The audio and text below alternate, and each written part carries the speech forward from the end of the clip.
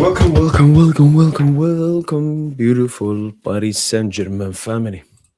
Hopefully, everyone is great, just usually, personally, humanely. And yeah, hopefully, you guys are feeling at least good after today's game. As I said, I really we don't want to see any negativity. Again, if you guys have critique, if you guys, want to say this has to be improved and mention your thoughts, 100%. But like some over excessive, yes, this is a relegation battling side. Yes, winning in the 80th minute against a relegation battling side is embarrassing. But it's not embarrassing, but we should expect more from the champions of Europe. It's about the baby steps. It's about the baby steps, man. Yes, sir. You see? Usman Dembele, man. Robbed. Should have had a hat trick of assists today, man. He's a genius, man. 1.35 GA this season. Honestly, we'll be there. And actually, according to my prediction, we will face like in the final. It all depends on like what we're finished and so on. If we can face them there.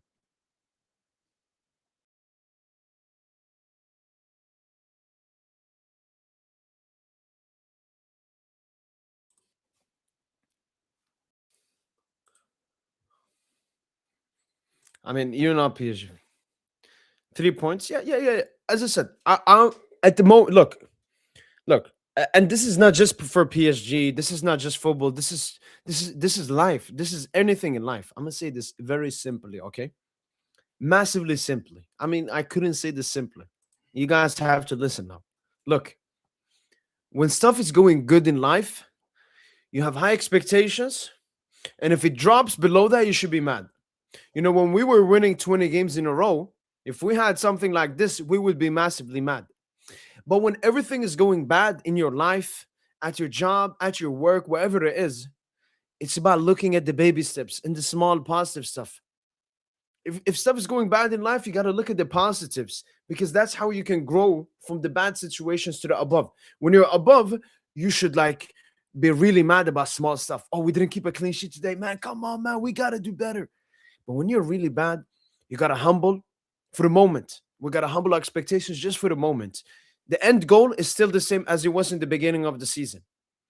But now, one game, the second game, the third game, then fourth, then fifth, and before that, we got the win. What we makes me even more happy that I guaranteed some other PSG fans in the groups that Barcola would score. And they laughed at me. Rivi, man. We love that, man. We love that. Barcola, 2 goals in his last 3 games. We'll take it. We'll definitely take it. Well, I'm sorry, but you can't change all your predictions. Just because we won 1-0 against Auxerre, before the goal, he said, we need to focus. We need more. Now you're saying you said final? No, I'm talking about the end goal. At the moment, I'm not talking about Champions League final. I'm talking about the goal we had in the beginning of the season. After last season ended, I said next season, I would love for us to go back to back. Am I going to be mad if we don't go back to back? No, but that's the goal. That's the goal every single PSG player has and everyone. Am I now talking about Champions League final? No, I'm not talking about Champions League final, semi-final, quarter-final, round of 16. I'm talking about next game. All right, for the next at least 5 games, we got to talk about the next game. And when I made my reaction video,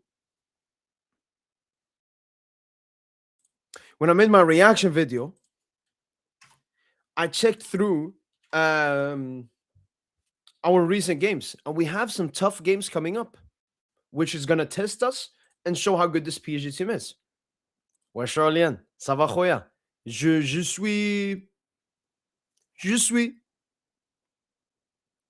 suis like this. For PSG. Overall, je suis très bien. Oui, très bien. Et toi, frérot? Same here, man. Look, I'm lucky. You guys are lucky because you guys didn't see how I actually would have felt. I already knew it was going to be a goal because the chat spoiled it for me, unfortunately.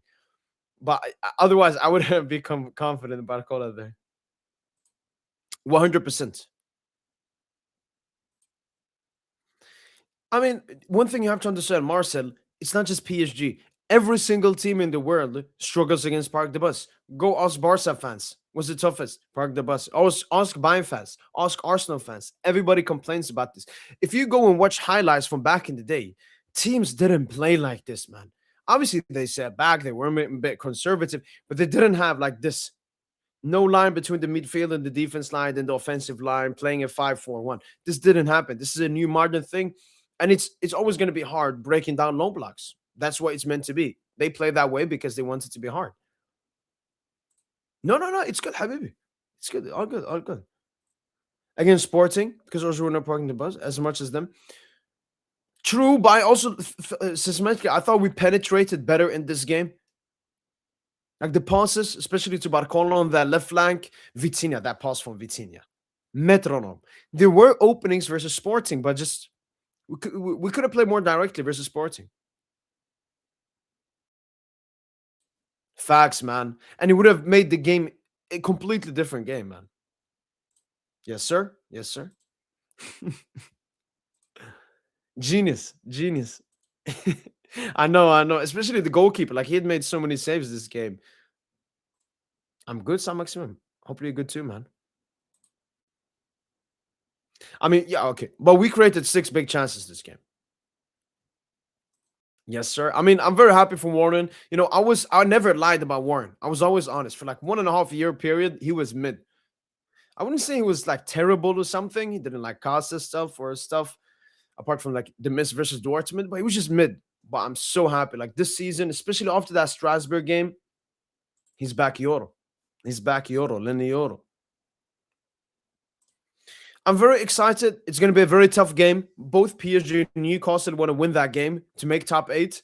This is not a team that we should be underestimating, but this is a team that we can beat and we should beat at the park as well. Arjanic. I mean, Orlean, it's mostly because of the backups, Orlean. Because Warren has to play right back. So that's one midfielder gone. João Neves has been injured. And Fabian missed this game as well. So when Hakimi is fully back, Warren will be an additional midfielder. When Neves comes back again and Fabian comes back. Even in John Orlean, who we've seen play in the midfield, has been away as well. But for example, for today's game, Fabian and Neves were not in the squad and Warren was playing right back Orlean. He's playing because we have nobody else. Seems like he's always trying to get the final pass, which is good, very direct, but he's to comment down sometimes. Maybe another pass, missing the seekers. What do you mean? Like, are you talking about something in this game? Yo, what's up, Tayo? I said it last season. I think Dembele will have a lot of assists this season. That's why I want him on the wing, because this season it's about Dambu's playmaking.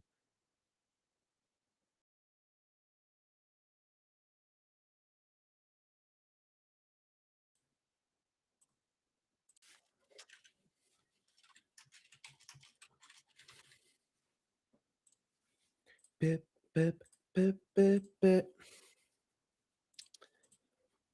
I wouldn't say we need. I don't think we need anything. Amad Diallo, Julian Alvarez, these are players that would massively help us, but I don't think we need anyone.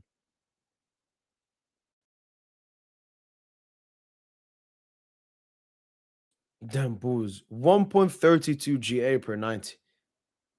Ish. Ish, ish, ish, ish.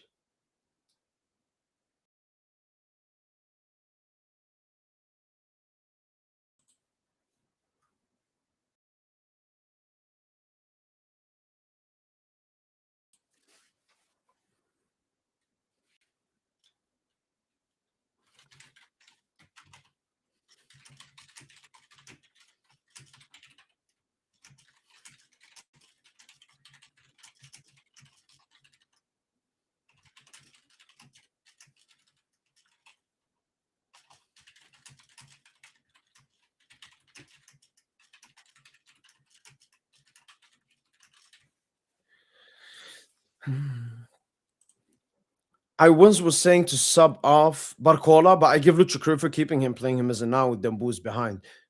Maybe that's something Lucho tries out. Like Dembouz, like the false nine, it's not that it's a fault.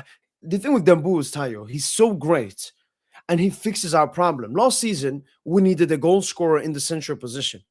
I feel like this season we need a playmaker, especially with teams parking the bus against us. Dembouz is that dude. Even before Barcola's goal, Dembouz, like I have the Dembouz comp here.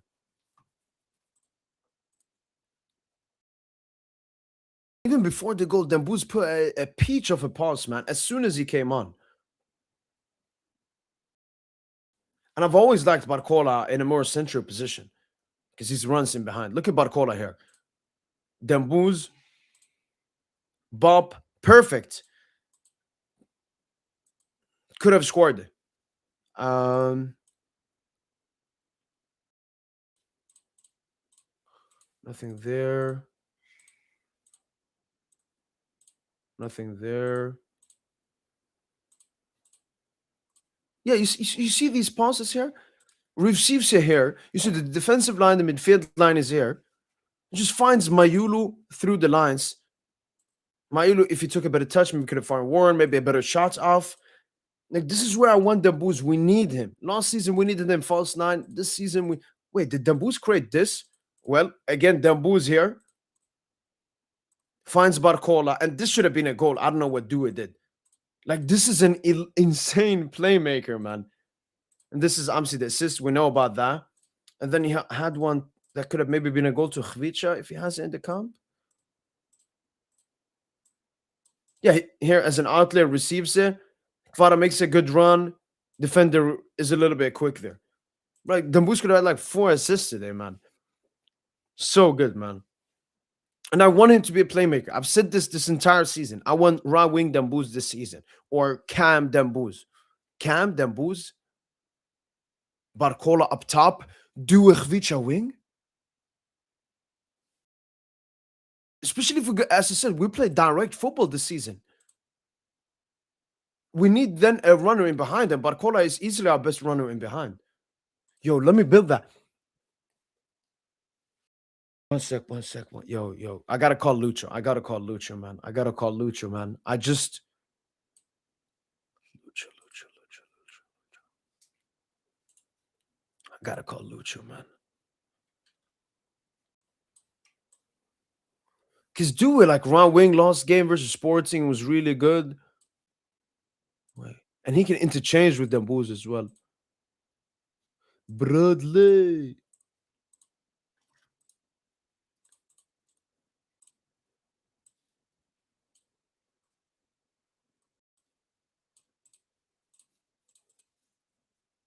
Lastly, I already know what Tosin would have shot. Cherky was right.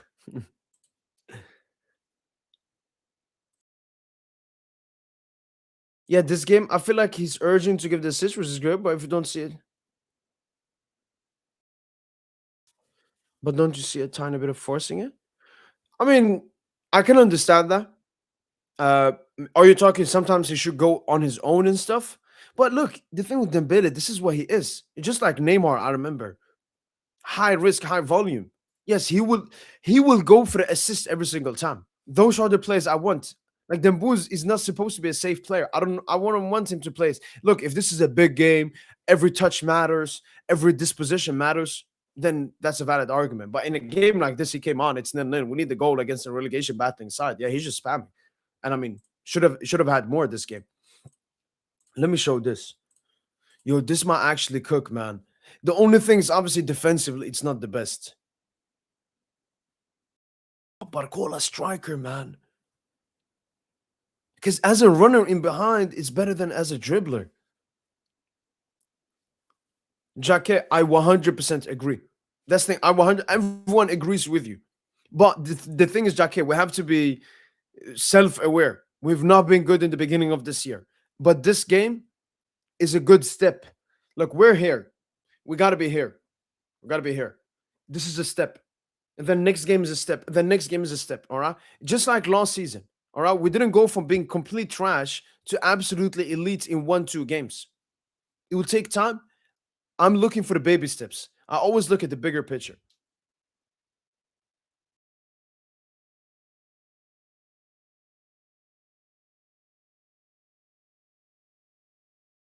Yeah. But that's the thing, Syke, when it comes to dribbling and all of that, it's all due to confidence. And I've noticed when Dembouz is on the pitch, the players are more confident. Hakimi coming back, he's huge. I'm like this Newcastle game.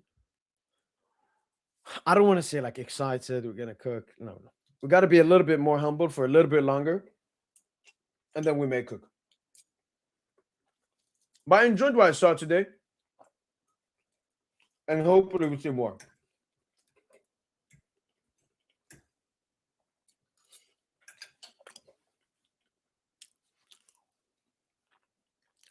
Oh, yeah, I remember now, Justin.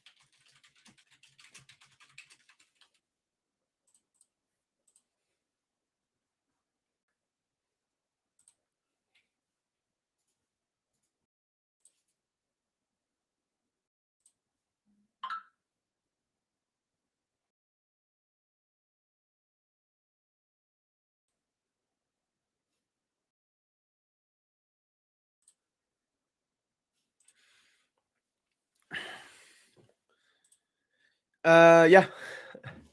Shout out Marseille, man.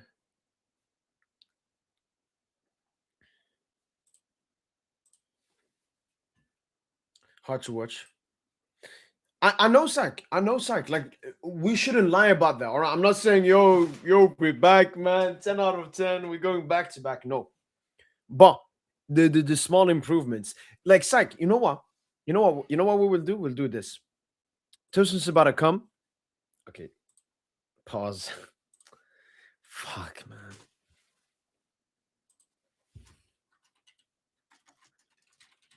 I'm gonna watch my reaction video from Auxerre last year, people. And we'll see what I said there. Yo, this about to cook. This about to cook, man. This is about to cook. Always suck. Oh, I didn't see that. I'm gonna bring up that. I swear to God, I think I was on the same in that video. Let me see. And obviously, the people that watched my reaction video that came out before we started the stream, it will make even more sense for y'all. Clip this for a vid. What should I title it? Auxerre. By the way, Ty, I recorded the two of those the UCL babiness. One of them, or maybe even both, if you really want, Ty, like if you had time, you could maybe cook up a thumbnail if you want, because I think they could bang. I could do them. It's no issue with them. But I'm just telling you, I've done both. So one is like group stage, and one I did knockouts, which is gonna be called like who's gonna win the UCL. Because there's so many sexy ties coming up. I'm thinking maybe having the ties in the thumbnail or just who's gonna win the UCL, but I think that's a little bit boring. Like there's so many great upcoming ties that were coming up. The new world.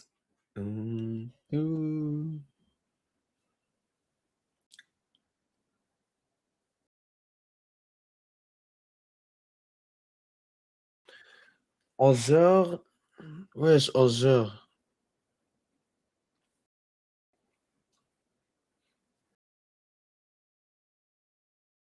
Okay, people, I found it. So the title of the video is called 3 Games, 0 Wins.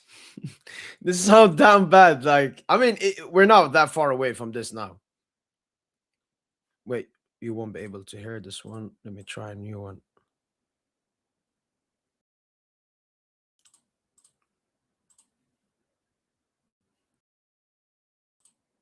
One new signings. For sure, Ty, for sure. All right, people. Let me know if you guys can hear the audio. So this was after Auxerre last season. As you can see by the title, 3 games, 0 wins. We were absolutely... I mean, look at the... It's a different camera as well. I mean, it's nearly not the same person, man. Well, 2 consecutive draws. It's not that good. Especially, Marseille potentially picking up form now. We're definitely a little looking good in the league as well. But I don't know. I mean, if we compare this game to the non-game, 2 draws. That game I was way more mad about. It was at home, and Nantes are a way worse side than Auxerre. Like, we checked it up before the game. Auxerre are actually the second best team at home in Ligue in the season. They've only lost 1 game and drawn 1 game, which was the game versus Paris Saint-Germain. And yeah, they didn't just park the bus. They parked the double-decker bus. They started to just strictly clear the ball ever since the second half started. They played this game to get a draw. It's disgusting, but I'm looking at what Paris Saint-Germain did today. We created so many chances. Not unlike before the Fugazi XG. This time we actually created so much. I saw so much individual brilliance. I saw the direct football. I just saw, PSG of last season more than PSG of this season. And I don't think the performance goes along with the result. Kolo, especially towards the end, man, you cannot miss that chance. Through on goal, last minute of the game. It's unfortunate. But I'm trying to look at the bigger picture as I've done all the time. When I've said the Lucha out and I've been mad because I'm looking at the bigger picture. I'm looking at the past, present, and future. And because I'm looking at the past, present, and future in this situation, I'm very happy with the performance. I'm very happy. I thought our counter press was really good. Our defense was really good. Our midfield was really good. And our attack was really good. But once again, very unclinical in front of goal, obviously. A lot of our players had good chances. We had to score in this game. Like, it was way too many good chances to not score a single goal this game. But I said, I think now, if we keep playing this kind of football, because it will take some time until we start perfecting the new football we're going to start playing now. I'm going to give it a few more games and see how it goes. But obviously, we know that we need to sign attackers in January. That is clear.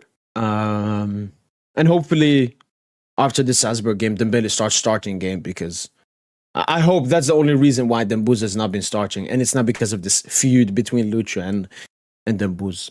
But yeah, it's unfortunate that the result didn't go along with the performance. But yeah, and shout out to Fabian, man. Definitely picking up this game. But that's been it from boy PSG.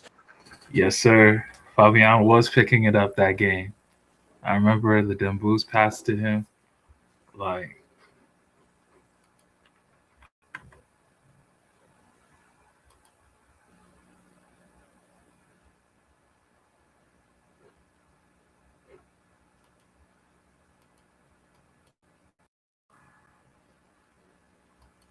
oh, sorry, my bad. Oh, sorry. No, my bad. I was muted. Okay. No, I was just saying, Tosin, that video sounded like exactly me in my reaction video today. Auxerre last season. And you heard what I said, the Colomwani chance. We had it today, Barcola, but he actually scored there, man. Nah, man. This was a very good game. I enjoyed it. Okay. Actually. Yeah, I mean, this is a relegation battling side, though. But yeah, they looked every bit like that, but we generated over 2 XG for the first time, man. 6 big chances. We even had some cheeky set pieces as well. Gonzalo once from a set piece. We should have scored one. What was it, like Zabarne, some deflections? Yeah, some Vicinha free kicks, the Kavicha corner. Yep. Man. But yeah, I mean, eventually you knew the Dembele Doué subs had to be made. And we went to 4. And interestingly, Barcola played center forward to end the game. The whole second half we played through Barcola. Whole second half. Just get the fucking ball to Barcola. That was the legit. That was the whole second half, bro. And Barcola answered the call. I mean, he had the chance, not the best first touch. I know my man's was, clenching his butt cheeks before the finish. But, he accelerated and good fortune on the Biggest finish. thing. So I mean, he missed 3 big chances, Tosin. 2 in the beginning of the game, then 1 when Debus came on, yeah, and he tried one to of those that he created himself. Though, well, not created, but like he Oh, when earned he it, won it right? through Like the press. yeah. That one he should finish though. That's he has no composure in that instant. Like No, I that thought was he not. took it too quickly. He could have like Yeah, faked it. He had Gonzalo. I think he went to pass Kvara, right?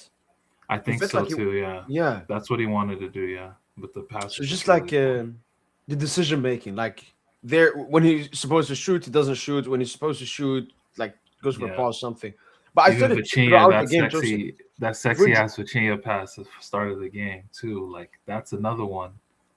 Like beautiful. Barcola, you just gotta lift it. You just gotta lift it, bro. And I felt Tosin, we were talking about the basics in the previous video. Again, it's only one game and so on against Auxerre, but we play more basic football, Tosin. 1-2 touches, you do that. You saw that Khvicha chance? I mean, that's magic, but he plays a good 1-2 with Mayolo, goes in. Oh, was it in the first In the, half? yeah, in the Bro, that should beginning. have been that was Sports Center shit, bro. Like when he He checked back faked onto him. his right foot, that shit was cinema, man. Like, man, that's just an insane defensive play. Cause that would have been a nuts goal. Yeah. But yeah, honestly, Um, bro, what I'm learning is Kavicha better on the right. Like it don't matter where he plays, man. no, but the Khvicha's thing is Khvicha. Barcola, what I learned man of the match for me is Barcola because the whole Mm, like the no. the last 20 minutes of the first half he was awful. Okay. He was awful. He lost every ball, Barcola. But then in the second half, we generally just played through him, bro, the whole half. Yeah, And but you then we can't won say the it's man game. of the match, Joseph. I mean, he was active all game, bro. Yeah, but being active, like, if we had dropped points this game, it would have been 100% because of Barcola. But we won this game because of Barcola. My man of the match, chosen, it's my Ukrainian. My boy stepped up. Again, against the shit relegation battling side, The but they had bot some stepped dangerous up, yeah. counters. But Zabarny, it was, again, that's why I compare him to Thiago Silva. Clean performance. He knows how to tackle. He reads the thing, challenges, everything. Yeah. Like to be fair, Warren was in a little difficulty in some instances. Yep. You could tell that Auxerre were targeting that side of the field, and Ilya stepped up, man. Won a lot of balls high, but don't sleep on Lucas Beraldo too, man. Beraldo, especially in that first half, was cooking. There was a play in the 20th minute where like he had to win a duel in the middle of the park between like three Yeah. opposition players, bro. Like it was a loose ball in the center. Yeah, And pop. Now he showed some personality today. yeah. No, this was a good performance all around. Even Vitinha, man, I've been critical of Vitinha, but today just played the passes, man. Especially when Dembooz came on, started finding Dembooz between the lines, and then Exactly. we saw the links. We saw the links, you know. And Joseph, like Dembu's not a playmaker.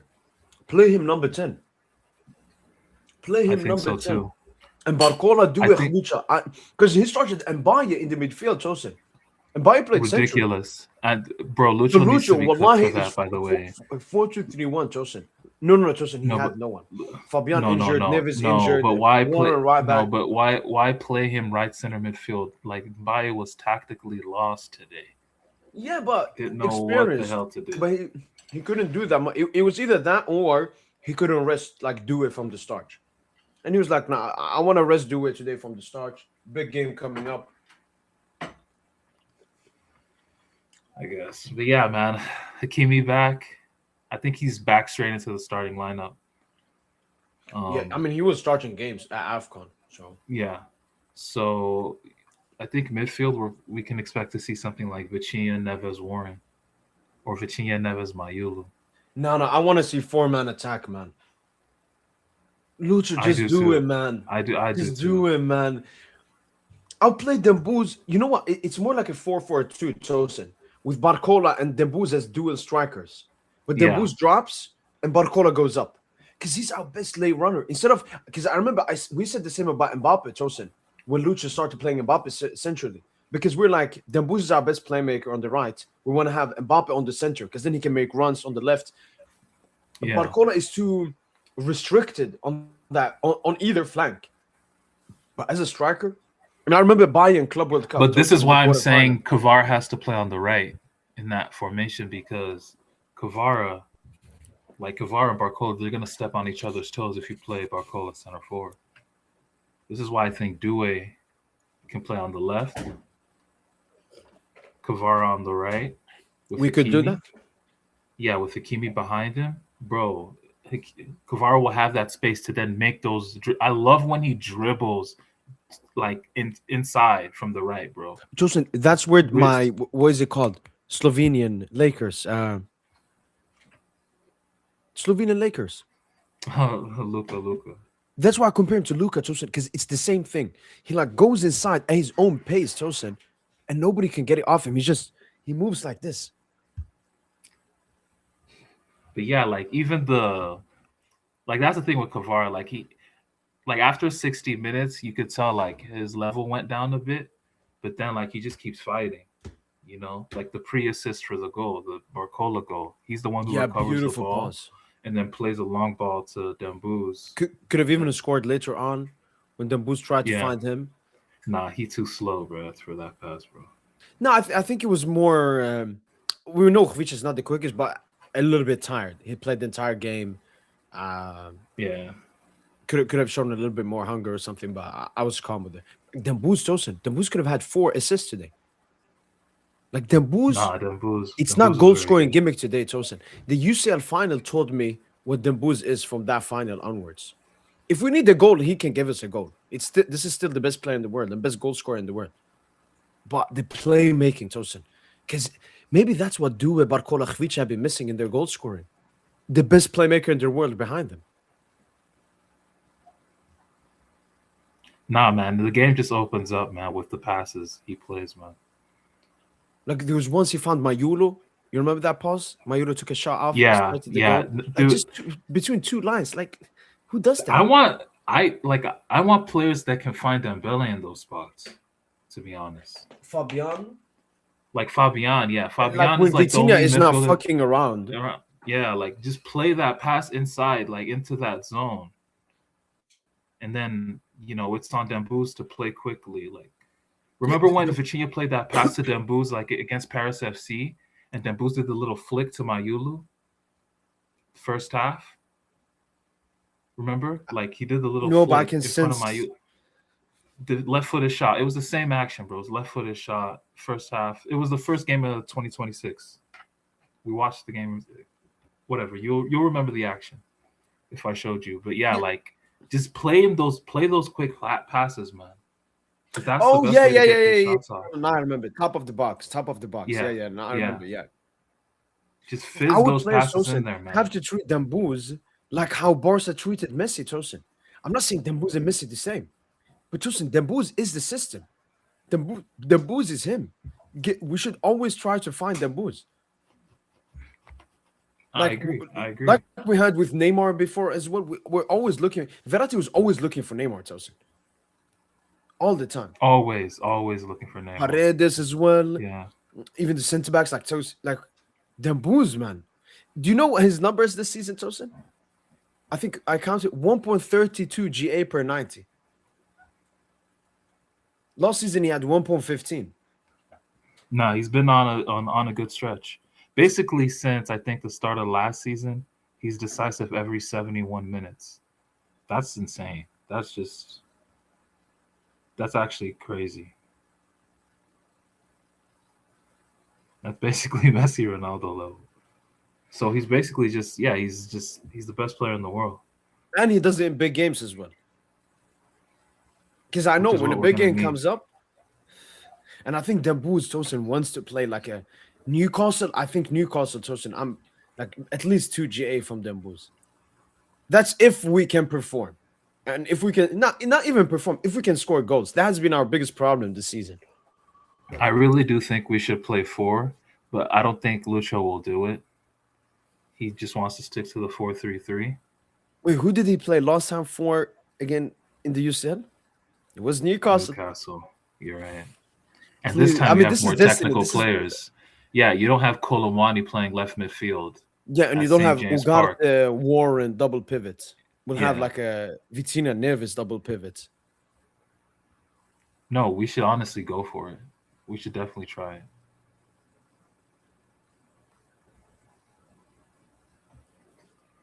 I still don't see Barcola as nine his finishing.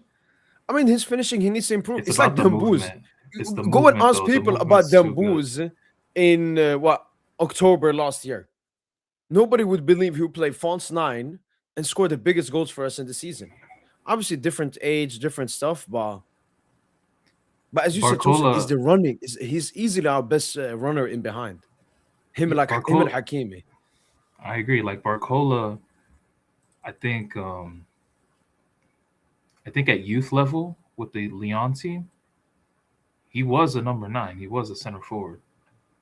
And yeah, and it was Shirky in the hole, basically, behind him. So this is the evolution of his game. I think Lucho even says Lucho's already talked about it, or alluded to it in many press conferences. Yeah, yeah. It's like you remember last season, Tosin. I was mad it took so long for Lucho to play Demboo's false nine.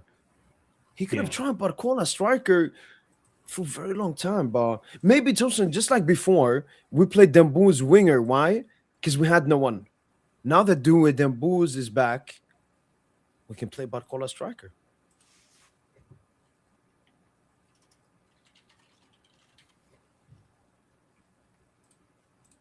And I love the counter attack, Tosin, because the counter attack was No, the like one of counters are our amazing. thing last season. And that's without Mendez and Hakimi. Hakimi. And even Fabian, because Fabian is huge in our counters. He's the one that always It's like finds yeah, Barcola plays in the behind us. yeah, he plays the pass basically. That speeds up the attack. And we created 6 big chances, Tosin, with a very rotated lineup. I remember at the beginning of the game, people were complaining about the rotation. And I was like, Tosin, last season, we rotated all the time. The I don't want issue to wasn't jinx rotation. it. I don't want to jinx it, but this really feel like last season, the Auxerre away. It's destiny, man. It's destiny at this point, man. I want to quickly take the super chat from Brandon Diaz. Thanks so much once again, Brandon Diaz, for the super chat. All of them are massively appreciated. Just wanted to know. Ramos getting mad for being subbed off. Maybe it's time for a move finally. We should have Krupi to replace Ramos and have Alvarez as our number 1. Again, look, I was mad when I saw that, but again, people just said, he's a professional athlete. When professional athletes get subbed off, they get mad. But I don't want to see that reaction. Especially, he was fucking garbage. And Gonzalo Ramos should be self-aware. Tosin, the safest bet there is in the world is to bet that Gonzalo Ramos will not score a goal when he starts. There's no safer bet in the world. Like, I knew he was going to stink it up. Like, it's not a surprise. His movement was stinky as well in the box. Bro, there was one play where Kavicha had it in the right when he pocket. crossed at the end of the first Yeah. half. Yeah, and Gonzalo was just... Oh, that was the cross. But there was even one other play where he tried to do a little 1-2 action. Play for Yeah, your he nine, couldn't even trap the ball. and he couldn't do. I Yeah, it's just. This is the perfect time. Just like Tosin, we're talking about just like last season. Get me Alvarez. Gonzalo plus 50M. Do it. Do it. What are we waiting for? Draw and Alvarez Tosin January? That's much better than anyone expected. Just do it. Now that Gonzalo is mad, perfect time to just say, yeah, Lucho didn't like Gonzalo Ramos' reaction. And Brandon Diaz, I'm going to say this. When it comes to Krupi, I like him. But no way we're going to go for him. Why? Because he's going to be massively overpriced. You buy Krupi from Lorient, he's 15 million. You buy Krupi from Bournemouth, he's like 50 million. I think he's the second highest goal-scoring Honestly, teenager in Europe, only after Yamal. In Lucho's head, Mayulu, Barcola, Dembele, and even Ibrahim Mbaye can be center forwards in his system. Oh, yeah, that Mbaye, what was it, Mets performance? Ooh. Nah, Tosin, we might be back, Tosin. But again, we need to see a pattern. We need to see consistency. We need to see consistency. And I actually looked at it. Brandon Diaz, again, thanks so much for the super chat, but that's why I said about Krupi. There is going to be too over. I don't want to buy from the Premier League. We saw what happened with Zabarny. Zabarny is like 40, 45 million player. We had to splash 70 million on him. Hopefully, we never go and buy from the Premier League again. But Tosin, look, this is our next match. It's coming up. These are tough games, Tosin. Newcastle in the Champions League, both of us competing for a top 8 spot. Whoever wins takes top 8. Strasbourg away, Marseille at home, and Stade de Rennes away. Whew. But the thing I like, Tosin, midweek game, Sunday, no midweek. Play the best Lucho, I beg, man. And we have to. It's strong teams. We can get that rhythm we've been looking for. Bro, February needs to be a blessed month, man. Seriously. And March. And April. And May 31st. Yes, sir. Where's the final again? Budapest? Yeah, I think I've heard that, yeah. I can double check it. UCL final 2026. Yeah, Puskás Arena, Budapest. Cheeky. 30th of May. 30th of May. This Puskás Arena, man. Our player just scored a Puskás level goal recently.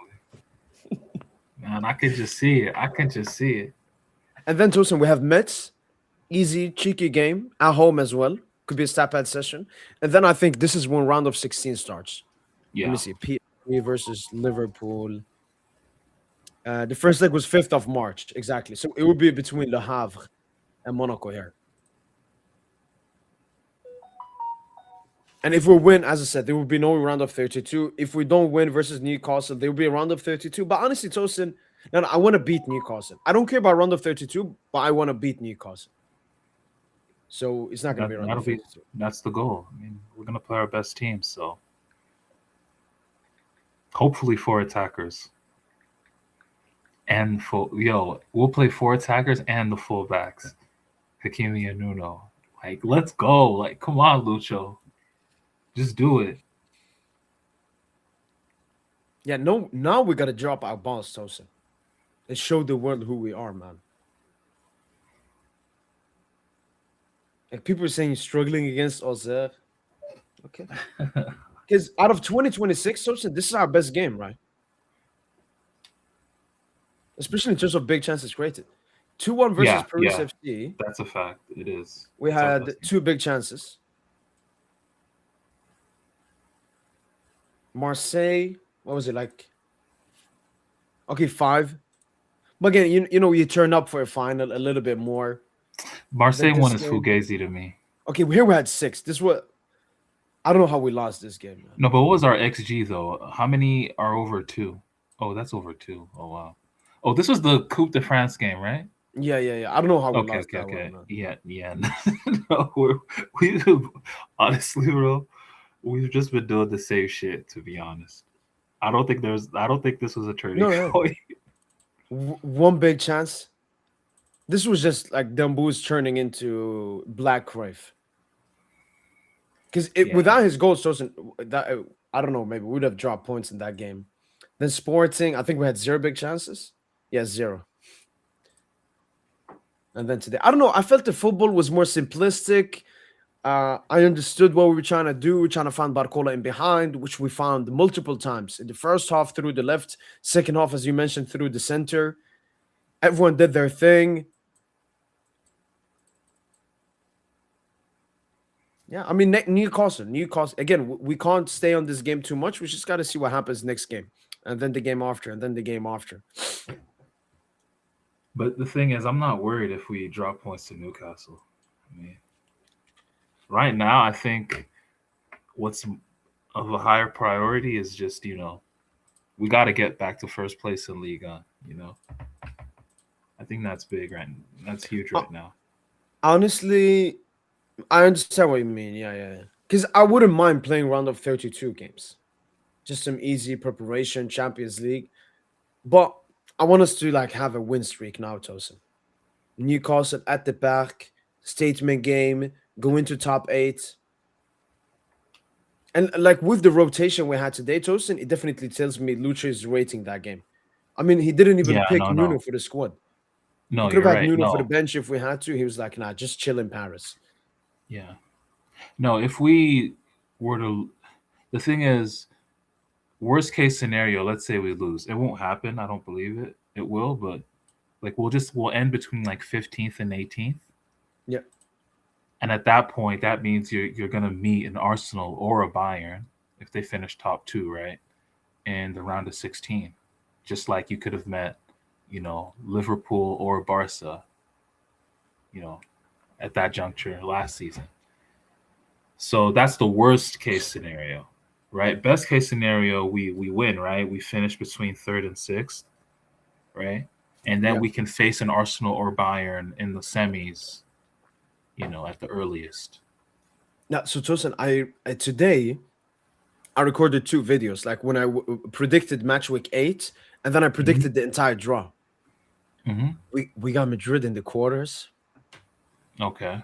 Bayern in the semi, and Barca or Arsenal or Liverpool in the final. Yeah, tough. Round of fixture. 6. Oh, round of 16, Tosin. It was either Newcastle or Inter.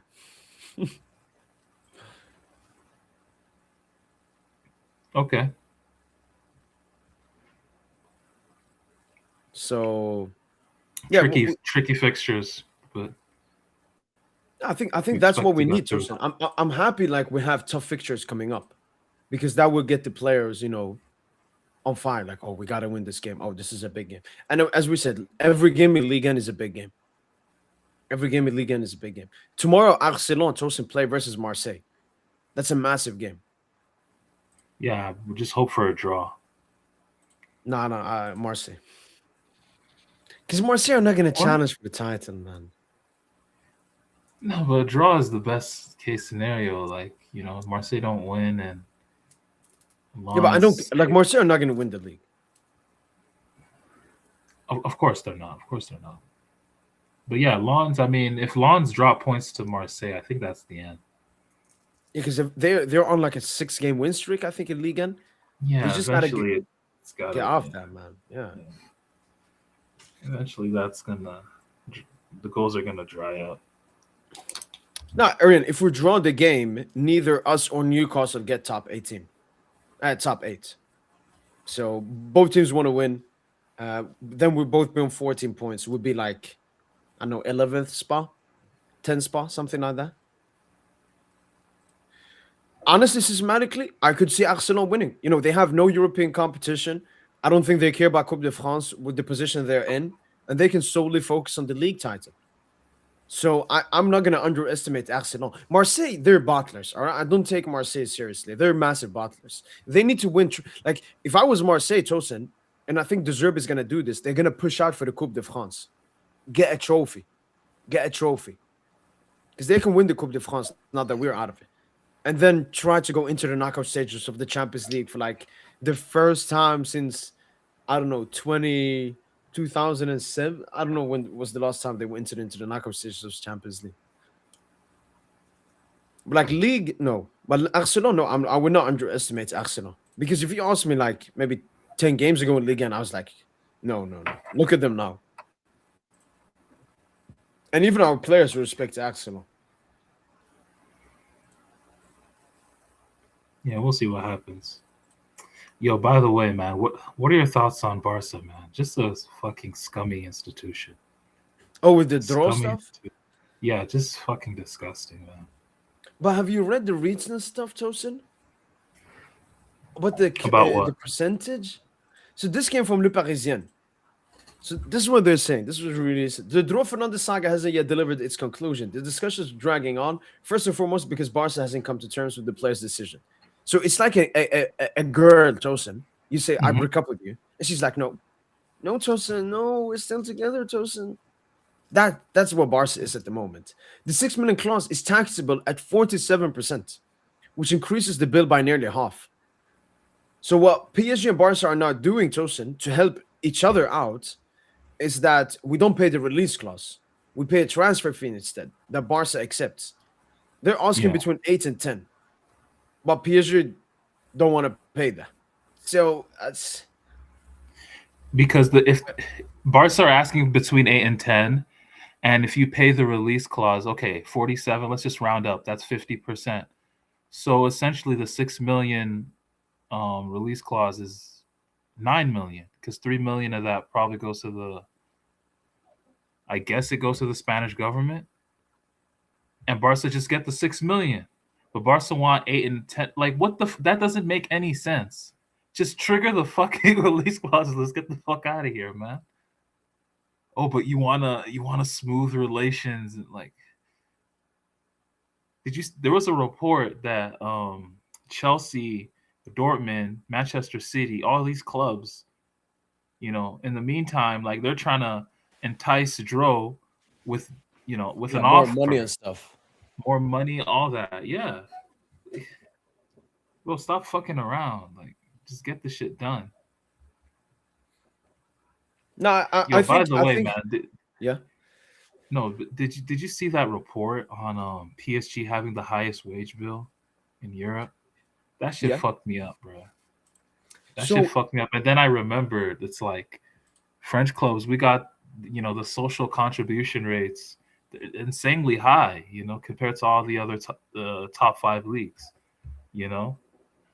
Like, it's like 30% in France. So that's what inflates the number to like 400 and whatever million. Yeah. And actually, PSG Club Boys said something I didn't even think about. I'm trying to find it here. Regarding Champions League bonuses, maybe? No. But attention, PSG Play in 2025 was 8th in Europe, Tosin. So we're saying our wages are 8th. Yet total wages were 1st. Our non-player wages are incredibly high. Non-player wages, Tosin. Because this shows revenue paid to wages, and not just for players. When it comes to wages to players, we have good, Tosin. And then I commented, I don't know if he's responded. I said, so Campos or Lucho? Who else? And Campos, Tosin, it was a massive contract to like 2030. So I think it's also non-player wages that are really high, Tosin. Okay. And you know that there is a law that, your wages can't exceed 70% of your revenue. And clubs like Chelsea, Aston Villa, they're already in the red. So. Yeah, this one. Yeah, so we were at 65. But who's getting this money then? This is what's gonna make shit tough, man. Like, you gotta look at now. We gotta look at our player wages. We gotta look at Dembouz on a contract extension. We gotta look at Neves, Barcola, Neves, and we have a young squad. They're just gonna earn more and more through the years. One thing, obviously, Tosa, would be to make our revenue higher. Like Madrid pay massive wages. But I expect it to be higher. Revenue. I expect it to be higher this season than last season, because I know that the fiscal year ends June 30th, 2025. So it probably didn't take into account the Club World Cup money. And, probably other sponsor deals we've had, starting this season. So I checked into it. What is it called? Deloitte? So I checked into it, Tosin, because I saw the increase and decrease from previous years in my video. Where's PSG? And this is something I remember I talked about before, Tosin. So if we look at the numbers, Tosin, the green one is match day. Match day went up by 7 million. Broadcasting went up what, like 50 million? 48 million, Tosin, broadcasting. But commercial went down. And why is that, Tosin? This was us peak commercially. Why? The Messi, Neymar, and Mbappe, Tosin. That was OP. Football has never seen something like that. So we got huge contracts, Tosin, which are usually 2 to 3 years. What happened when Messi, Neymar, and Mbappe left, Tosin, is the sponsors either left us, said we don't want to sponsor you anymore, or you remember when Messi left Barca, Tosin? The sponsors called Barca and said, we want to renegotiate. We want to pay you less. So I think that's what's happened at PSG as well. Because everything else went up, but this went down commercially. And we've been going down actually from our peak in 2023. So here we went up commercially. That was our peak commercially, and then we went down because the contract has started going out. But obviously, we won the UCL this year, Tosin. So I think commercial will actually go up next year. Dembouz, Ballon d'Or, 9 players, Ballon d'Or list. But you see the wage, Tosin. Here was the wage before. I think we were like paying 90% of our. No, what is this? 110%, Tosin, of our revenue in wages. And then we had to bring it down. Bro, I wonder how much the release clause was with like in total.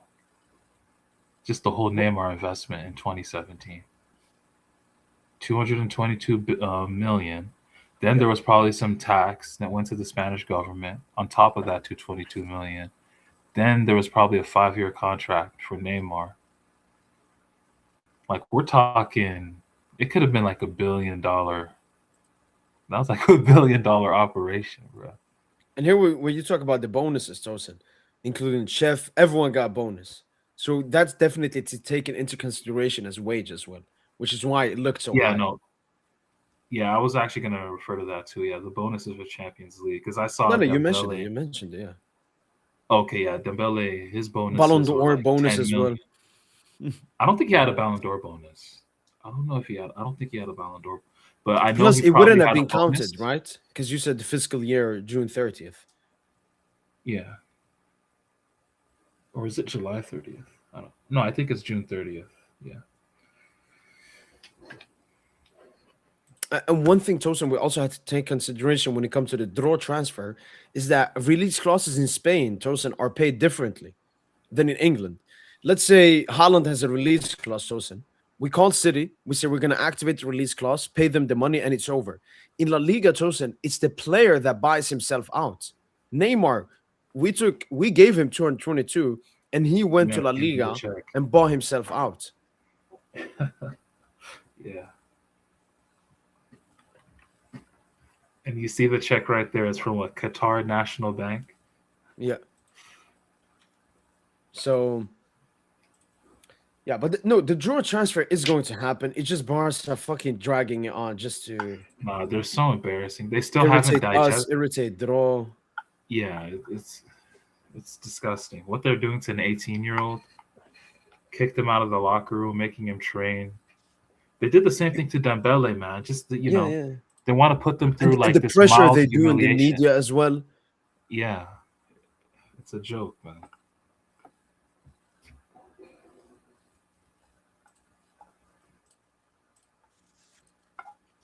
Man, Barca, you call yourselves more than a club, man.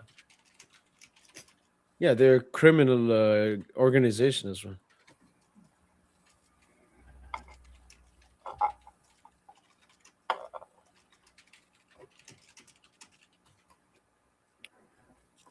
But Tosin, if we play Barca, I know draw is gonna cook, man.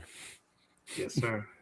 Just like Dembouz, man. Imagine they're whistling him, and then he scores, and then he gets subbed off. He does the smile. Man, they never learn, man. They truly never learn. Man, I found a draw comp, man. Wait, let me see if I think I bookmarked it. See if I can find it.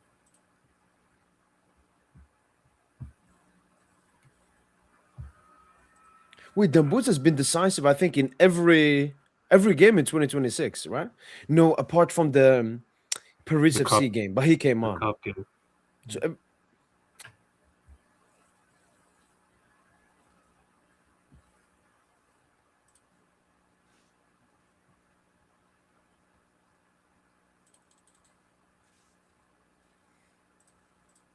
it's overhyped?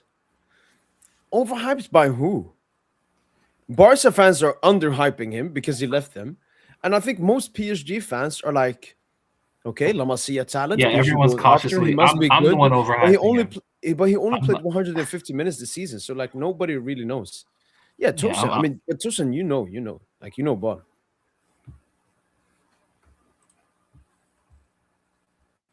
No, I think this. If he's a dud, then it's cooked. Lucho has no eye. But he can't be a dud, man. He can't. No, and the reports finally came out from Sports, Tosin, that why he joined. Him and Lucho actually was in Barca, Tosin. It wasn't just a con. Lucho went to Barca and met with Draw and his representative, obviously because they have the same agents. Mm-hmm. And that got Draw. He basically, what is it called? He groomed him. Yo, check your Twitter. Sent you. Well, I'll pull it up. I just wanted to pull this up first before it probably Okay. gets taken down. He just came Yeah, on, did just the playing right simple. thing. Look at that perfect pause.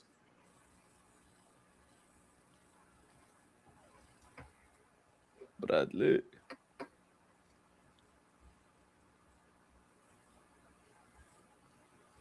Just moves the ball. Just move like he's so. And I don't want to say it, but what happened in the group chat and so on. Like Tosin Dembouz, sometimes he even gets so-called Fugazi, GA, and so on, Tosin. But one thing with Dembouz, he's always involved in everything. It can be a pre-assist, it can be an assist, it can be a goal. When we Yeah, if score you look goals, at Tosin, he's if you look at always the somewhat part of it. He's if you always look there. at if you look at attacking sequences in the Champions League last season, it's an Opta stat. Like how many attacking sequences were you involved in? You know who were the top two in all of the Champions League last season? Hakimi Dembouz? Yeah, exactly. Dembele number 1, Hakimi number 2, and Dembele missed like 2-3 Champions League games. Yep. Oh, so it wasn't even per 90. No, it wasn't. No, just total attacking sequences. Like him and Vitinha can conductor. You basically have him, Vitinha, Fabian. And Neves can run into the false 9 position. Look at that pass, man. Is it Vitinha or Warren that gives it him? Gets it, boom. To Mayulu. And like here, if Mayulu is better, he can either score, take a touch, find Warren here. It just comes on, creates so much today. Even this one, where Due should have scored, Tosin. Barcola, great run from behind. Dembouz finds him. Yeah, it's not. Let me see. No.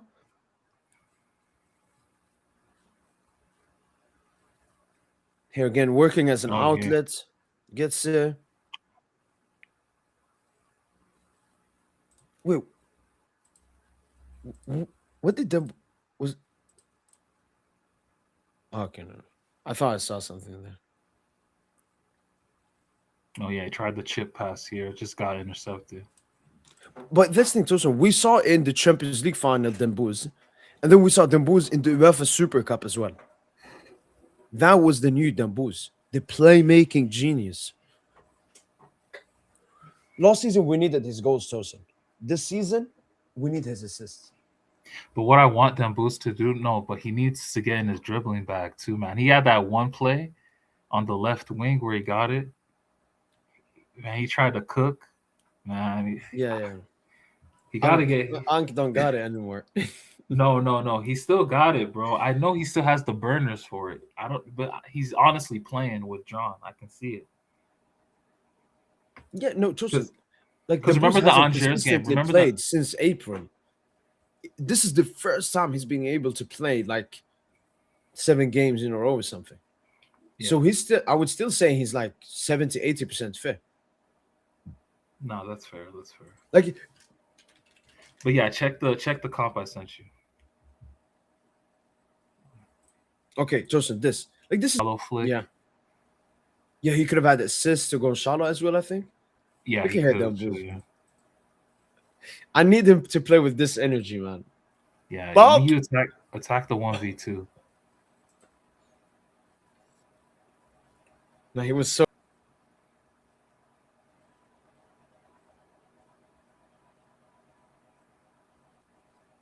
But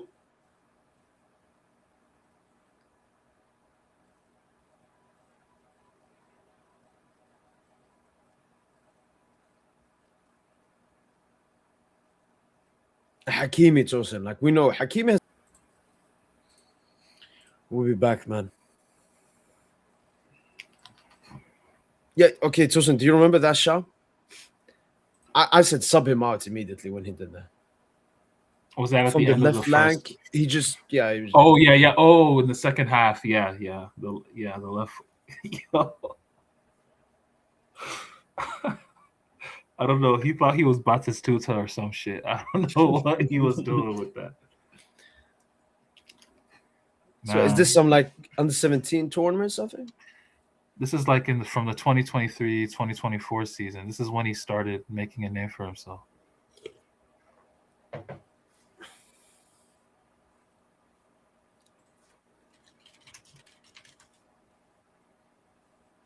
Look at that. Just always working between the lines.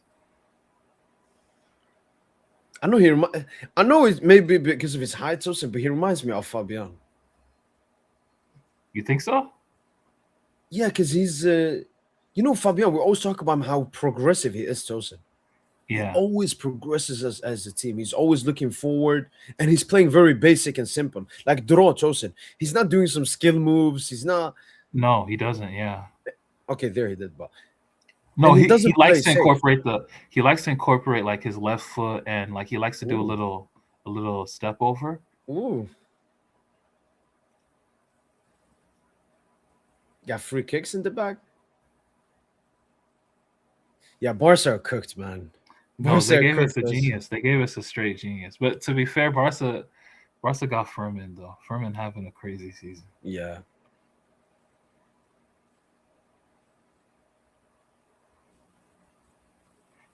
Like Barca have two insane number 10s and well, I guess three with this Droga kid. But like between him, Olmo and Oh, Furman.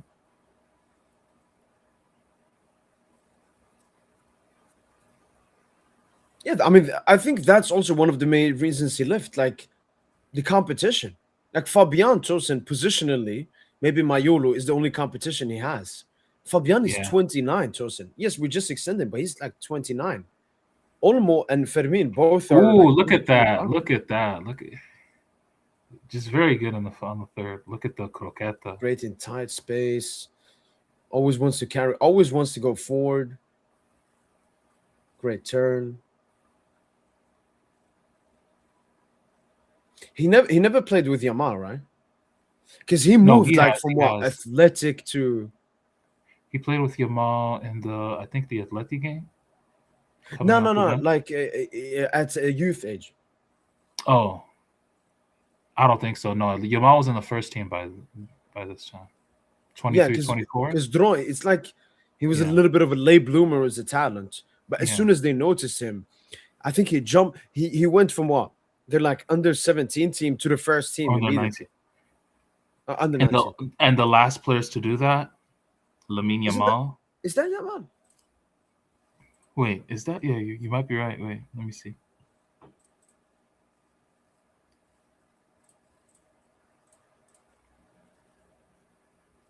This must Yeah, be that is Yamal. Yamal. That's Yamal, I think. That Ooh. no, How I don't think that's bad? Yamal. Would It looks like right. That looks like a right-footed. maybe Wait, not. it Maybe could be not. Yamal. Yeah, I don't know. By the way, Tosun, do you agree with my opinion that I've been saying this season that we're playing more direct, and Lucha wants to play the four attackers 4-2-3-1? Like we're more of a 4-2-3-1 than a 4-3-3 this season, or at least No, that's I what think what Lucha's plan is. he played 4-3-3 with Mbaye, but yeah, like it should definitely be the four attackers. If we shift to 4-3-3, Yeah, just move Due defensively into the midfield. yeah, because he has great recovery. Even in the sporting game, Tosun, when I watched the comp I sent to you, like he was Yeah, doing the so many defensive work. recoveries. Yeah, the defensive work was crazy. And we just need a Neves. I think if you have a Vitinha Fabian Due, maybe it's a little bit too weak. You add Neves and Hakimi as well, No, we just we have can so play many with a double pivot. the competition for places will be crazy.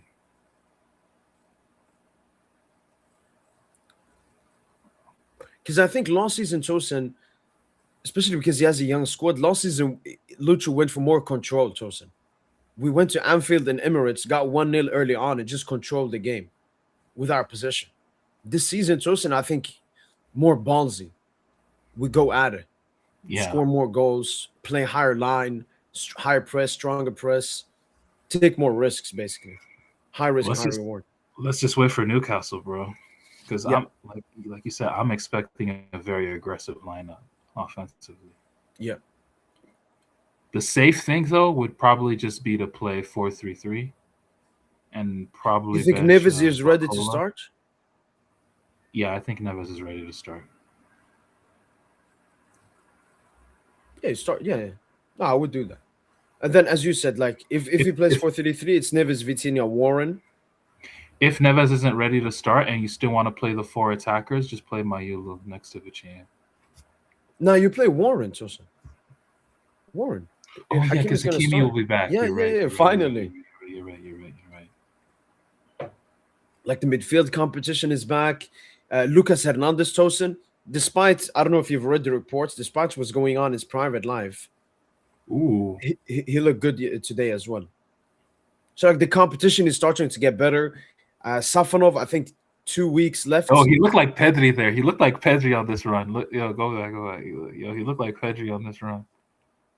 Look at that little turn.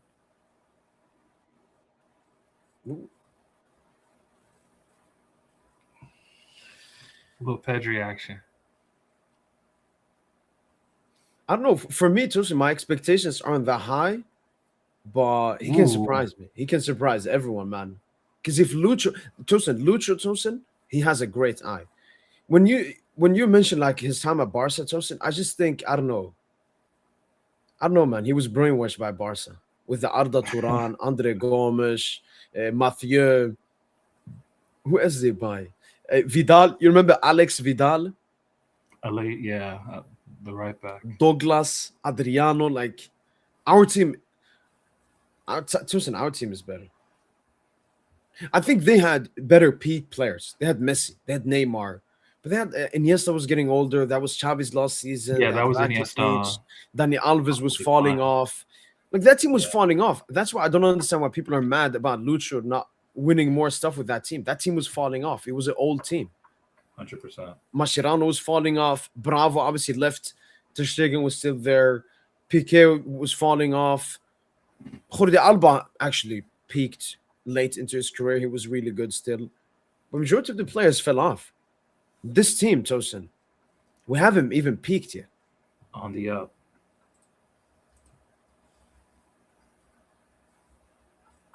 Do you know what happened with Nuno? Nuno Yeah, no, I read the just report. Rest. But both him and Hakimi did the indoor training. So we did train, but they did indoor. Yeah. Don't know what that means. But No, nothing that's what serious. indoor training just means. Like it's just Like the a rest. chill. It's protocol. Yeah. Yeah, They're not- you do outside training if you're like preparing for an upcoming game. They'll be back in the collective training. Yeah, yeah. Start. The only one is a little bit is Fabian. Maybe he misses the Newcastle game. Yeah, I think Fabian. Yeah, just let him rest. And I hope Kank is back too. Like, just get the whole squad back. And you know, Tosin, I've been fighting with the PSG fan base to get the vibe up, man. Like the entire stream, I was just positive. Because now, Tosin, we just got to be positive, man. We have complained. We've taken everything out on the team. Now, I know they're going to cook, Tosin. Like, I know this team wants to go back to back. I know they can do that.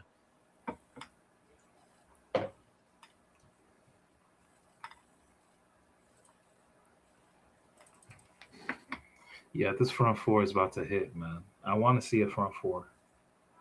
Imagine we smack them, Tosin. Message to Europe. PSG playing 4 attackers? Do it Barcola, Kvara, Dembele all get GA? And Hakimi and Nuno? And Hakim and Nuno? Who's going to stop PSG or PSG Prime is back? Because that's the thing, Tosin. Now, it's not about rating us how we are now, Tosin. It's when people say we're back to what we were last season, because everyone was afraid of us last season, Tosin. No, I don't think a recent team has been rated as much as PSG 2025 in recent time, Tosin. Because we beat everyone. We had the toughest group stage, toughest knockout stages, tough Club World Cup, wait all the way to the final. No red cards, well, except for the Neves one, which was justified. Yeah, and no like referee BS. Yeah, nothing. No controversy. Wait. Look at this comment, Tosin. I posted this picture. Okay. And obviously, some people don't understand what Hakimi Nuno means. They push up. They're obviously going to be fullbacks. But he says, "Bro, Ligan is so ass. Imagine setting this up in the EPL 10 minutes into the game, and you'll be bigging the ball and go off, so you can put in midfielders and defenders." No one gives a fuck about the EPL, buddy. Only league that matters is the Champions League. Yeah, and we played this in UCL, man. You think we care? Yeah, We played four we attackers can against play. St. James Park, man. Lucha don't care. Yeah, we can play this against an EPL team in the Champions League. All right.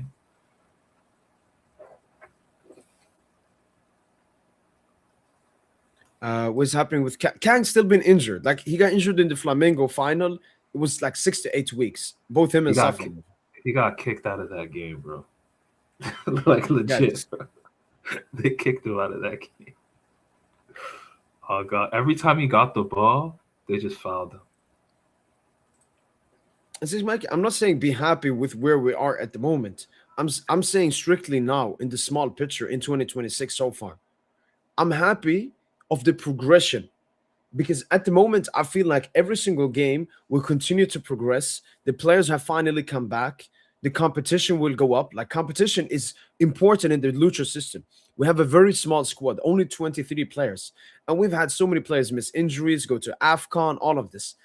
This team needs competition. That way we can rotate. That way everyone is focused and ready. And I feel like systematically, I'm seeing the right steps now. This game was a right step. Next game is going to be a right step, hopefully. Next step. Should we be happy with this, how we are at the moment? Can we win the Champions League this way? No. We got to do better. But I'm just saying be happy about the steps that are coming up.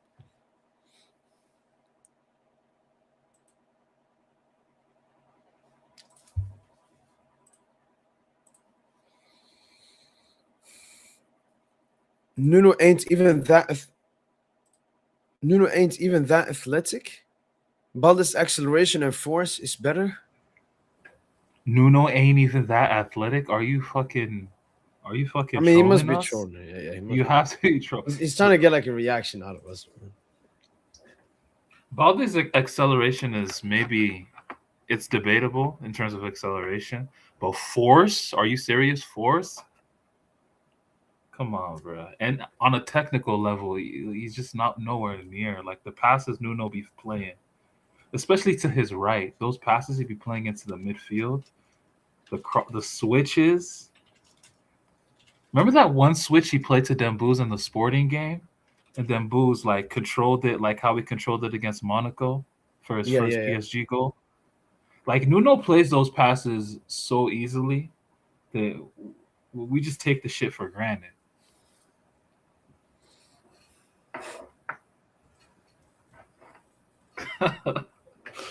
No disrespect to Balde. Balde is he's a nice athlete, but he just looks like a fish out of water in Barca's system.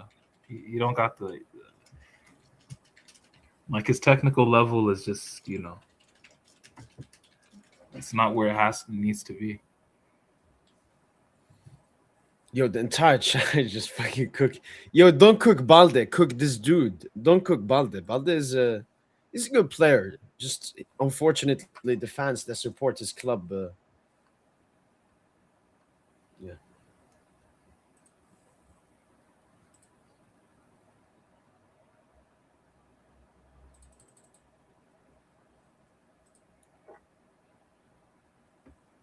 He wouldn't sign Dro. Lucho above everything is a couleur. He wouldn't sign Dro if he thought he was generational or something. Nah, stop it, bro. Wait, what? Nah, it's just he's trying to cope, man. He's just trying to cope. He wouldn't sign Dro if he thought he was generational. You think Lucho? Actually, the thing with Lucho, obviously, he likes, Mike and club. He likes the colors of Barca, everything. He was there as a player, as a manager. But the board, his time at Barca, he doesn't have that many. He has positive memories about his first season. But since then, it was negative stuff. He had beef with your superstars. He had beef with the board. Like, stop this gimmick, man. You think Lucho? So you're telling me if Draw was a generational, let's say Yamal is available, you don't think Lucho would sign him because he likes Barca? He wants them to keep Yamal. Where's this delusion, man? Like Lucho wants his own record. I saw Tosin. Lucho already has 20 career trophies. Wait, I'm gonna find the tweet I made. What's the most with one manager? Like, Ooh, I can probably in check the that out 30s. as well. Probably in the 30s. Probably Pep. And by the way, Tosin, I knew that was your Alvarez gimmick, man. I knew that was your Alvarez gimmick, man. That's why you don't want him, man. Nah, bro. He's selling cheeks for Arsenal, for Chelsea, He's not, Tosin. for Like Barca. Fabrice came out and said multiple clubs are after him. Barca, Arsenal, Chelsea. But he said several clubs, and I think we are one of them, Tosin. We just we don't push reporters to push out the stuff anymore. Like if Alvarez goes to PSG, Tosin, it would be like this. We just get PSG and Atletico Madrid are in a extensive negotiation for a Gonzalo plus money swap deal for Alvarez. Boom. Out of nowhere. And then we make it happen, man. We don't waste our time. But this is what I saw, Tosin. This is most trophies managing Europe's top 5 leagues. This, like Lucha already has 20. What did you say? Most trophies for one single team. Football managers. Probably Pep with around 30 something. No, not Pep, man. There. So this is only for. It's very, I think there's only one team, right? no, just your managerial career in total. I'm thinking one club, like because I think Ferguson probably has the most, right? Yeah, that's what it looks like. Yeah, because this is total trophies. Ferguson has. Yeah, exactly. Because Pep Guardiola has total 38 trophies. So this means Pep is probably City, right? More than Barca. Yeah, it has to be City. So he has 25 trophies with City. Mourinho 25 with Chelsea. No, I think that's 25 trophies across 5 clubs, 25 trophies across 3 clubs for Pep. But this could be Yeah, but- dated as well. This could No, be but dated. look at this one. Here it says Pep 38. Okay. So that last one might probably be dated. Who knows? Could be from an Most old. league titles. Most trophies for one single team.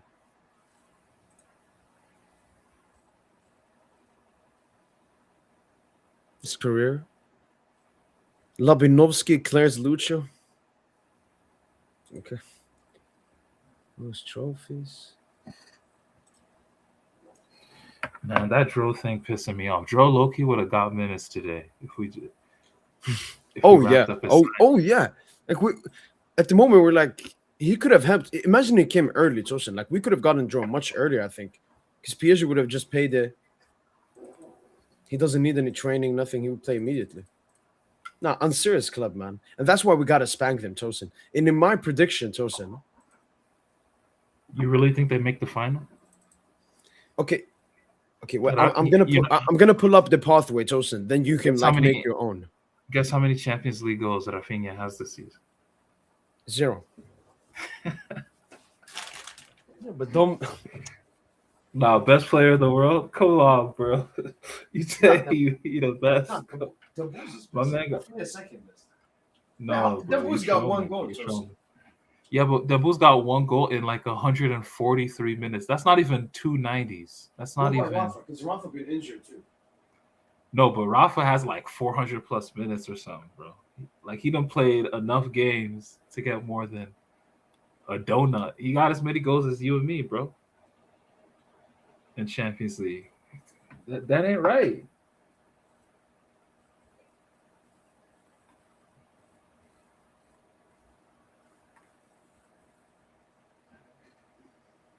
But yeah, man, I expect us to go crazy on Wednesday. Let me see what the chat's saying since you dipped out for a bit.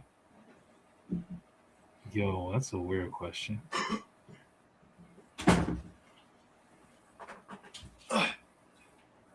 Yeah, Tosin, I'm back now. Oh, you got a question, Mo? Aren't you worried that if Dembele plays as a 10/playmaker and Barcola as a 9, we lack pace on the wings? To No, be the fair, wing backs. The we wing have backs. That's Nuno and perfect. Hakimi. We have Nuno and Hakimi as well. So there's always pace. But Tosin, like Newcastle, performance or results. So I mean, obviously we want to win the game, but would you take like a 2-1, but a majestic performance?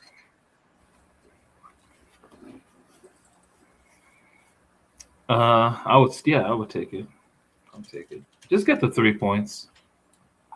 Yeah, for me, like I want to cook them, man. I want the ball to move. But again, Tosin, because we're playing more direct football, the goals matter more. It's like Barca, Tosin. They play more Yeah. direct. They score mass amount of goals. I think it's now or never. We haven't really played the 4. Like against Sporting, I wasn't happy. That's why I told you I didn't like the Ramos sub, because Barcola was playing center forward for those little tiny minutes when the 4 were on the pitch before he got subbed. If you noticed, before Barcola got subbed for Ramos, he was actually playing at center forward. So I just want to see that more. And if not Barcola, low-key Mayulu. Because Mayulu's touch has been off. I'm not going to lie. There was one play where Mayulu, he dribbled past the marker, like in the pocket, in the left side of the field. And then he does like 2 step overs and like leaves the ball behind or something. Yeah. I'm like, Mayula, that's not you. Like, when does he do that? Like, just release it to Barcola. Barcola was to your left. Yeah, and then Mayula makes a run. Either Barcola gives it to him or Barcola can go inside. I know you had Ramos beyond you, and that's not an option. Just give the easy pass to Barcola down the left. I play more direct. No, we created a lot today. I think he's talking like, because I've said like this entire. My answer to that, Psych, is we've not been playing well. So when you don't play well, whatever tactic you play, you're not going to create that much. Like against Sporting, Tosin, we talked about it. We won the ball high so many times high up. For example, Psych, when you play direct football, it's also about like more similar to flick ball, basically. Psych. Barca also score massive amounts of goal from their high press. Against Sporting, we won the ball back at least 15 times in their pitch, in their own half. But those passes, the runs that are needed, we didn't do them. So that's another thing with the direct football, the high press and winning the ball high up. I just think we haven't been performing well enough. And by the way, Tosin, Lucho, they asked him about the Mbaye thing, and he said exactly what I said. He said, Mbaye midfield, we did what we could. We don't have any midfielders. You couldn't go, I guess. All right. Even Kang injured, Neves, Fabian were not in squad, Warren right back. That tells you, does that tell you that he wants to still, I don't know, man. Will Lucho ever switch his system to play 4 attackers from in the Champions League? I know he tried it in the Super Cup. Ooh, Monaco lost season 4-1. Yeah, but that was ages ago. That was 11 months ago. Yeah, I know, but I'm talking like in Europe. Because we know Lucho. We were like, next season he's gonna go even more ballsy, Tosin. He's gonna drop his balls as the champion of Europe. But I think maybe the injuries and everything. But I don't know. Like we were hyped about 4 attackers going into the Lille game, and he didn't. Or was it the Sporting game as well? Like we've been waiting for this 4 attackers, Tosin, this entire season, man. Now we have Mbaye as well, Tosin. Mbaye can come on as a sub, either left wing or right wing. Because at Senegal, Tosin, he was cooking off the right. Like Mbaye, man. Now Mbaye is crazy. You've seen those graphs. I think you sent it to me, like GAs, shot creating actions per 90 and stuff. Like Mbaye is up here in that graph. but today he couldn't generate anything because he was playing in midfield. It was just weird. Yeah. It was not the position for him today. But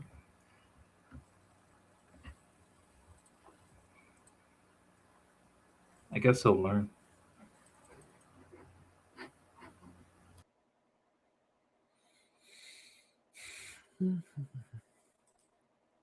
We'll see. Look, I will only cook like about that or talk about that when the window was ended. When was Kvara signed?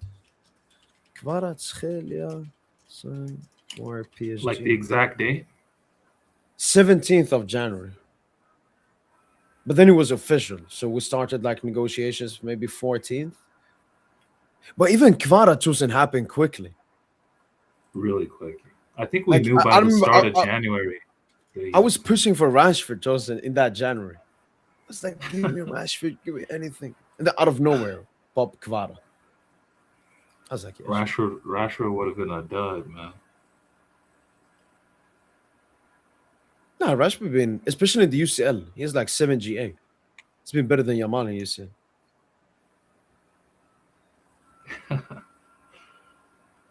No, Barca, man. If you look at the in Spanish football, teams with players with the most GA, it's like Mbappe with 30 plus GA. Then it's Yamal. Then it's Furman. Then it's Rafinha. Then it's just all Barca.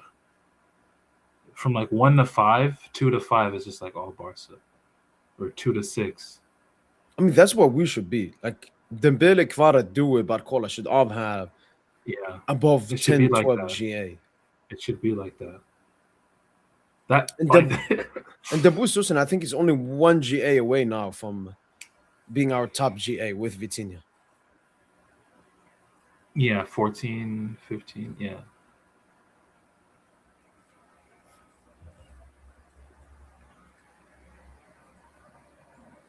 Mm.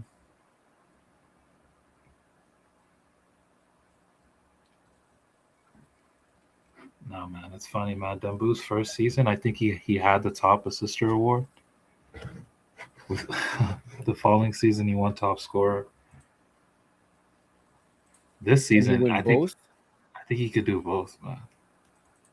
But he'll I need mean, to this play this though. is this is like Messi He's 18, 19. Like he's only played 30 minutes. That's less than 590s, man, or something in the league. I'm just talking in the league.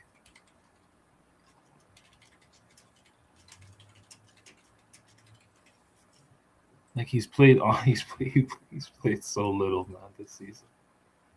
has he even played 1,000 minutes? I think just now maybe he clocked 1,000 minutes for us.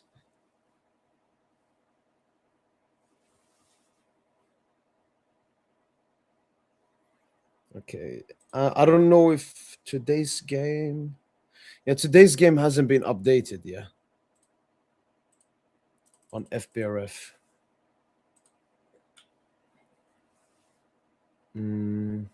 Yeah, GA. So Dembuz is on 14. Like this is disgusting, man. Like, let me do Barca.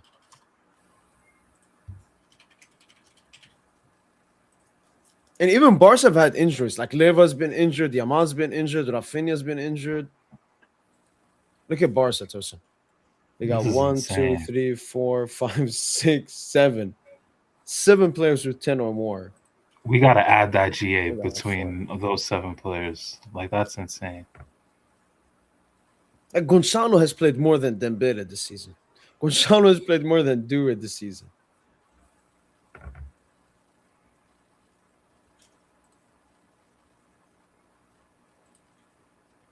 Man, that's crazy. But if we check GA per 90, okay, let's see. Everyone that has above 0.5. Oh, they got these Fugazi ones. Okay, we don't count that. Wow, Rooney. Man, Rooney's cooking. Yeah, Rooney. Yo, that's crazy. Over 1. Rooney Oh, really is he cooking. here? The star boy. Oh, Pedro Pedro. Fernandez. Yes, sir. So if you look GA per 90, you got Dembooz, 1.26. And I think after tonight, it's like 1.35 or something. Gonzalo, Due, like Dembooz. Wait, how is his Ligue 1 numbers good as well? wait, let's check Europe. Competition. Where's Europe's top 5 leagues? Mbappe is going to be really high. Mbappe's been the standout individually this season, to be honest. No, he hasn't. It's been Kane. Tosin Kane's been. I'm talking attacks. Kane been better. To be honest, Kane has been leading an insane attack, but man, that whole attack is cooking though. True. That Mbappe's more of like a one man. Yeah. And Haaland, he's on a barren run. But Kane also makes the players around him better. Like if you remove Kane, Olise and Diaz wouldn't be as good. No, that's fine. So look at GA. This is only top 5 leagues. Got Kane 25, Haaland 24, Mbappe 23. Olise 23 already. And Diaz, the entire Bayern front three. Bro, Bayern and Barca attacks is cooking.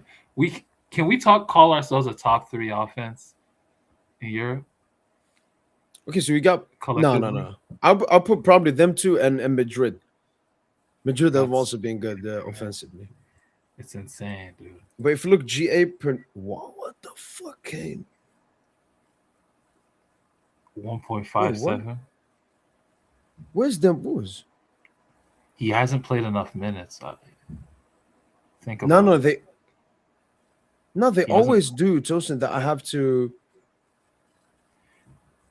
He's not in it because he hasn't played enough minutes, bro. There's Kavicha though at 99th or 59th. Neves 48th. Wait, really? Oh, they've changed it to that? Wait, how much GA he got? He got 7? I didn't know that they changed. Yeah, Tosin, this is a new thing they added. You're right. When table is sorted, hide non-qualifiers for rate stats. That's very good, man. That's very good they added that. So what's the rate stats? So like a minimum amount of minutes? Okay, if we remove that one. Okay, now we check. Obviously, he's going to have some Fugazi ones. Yeah, Musiala.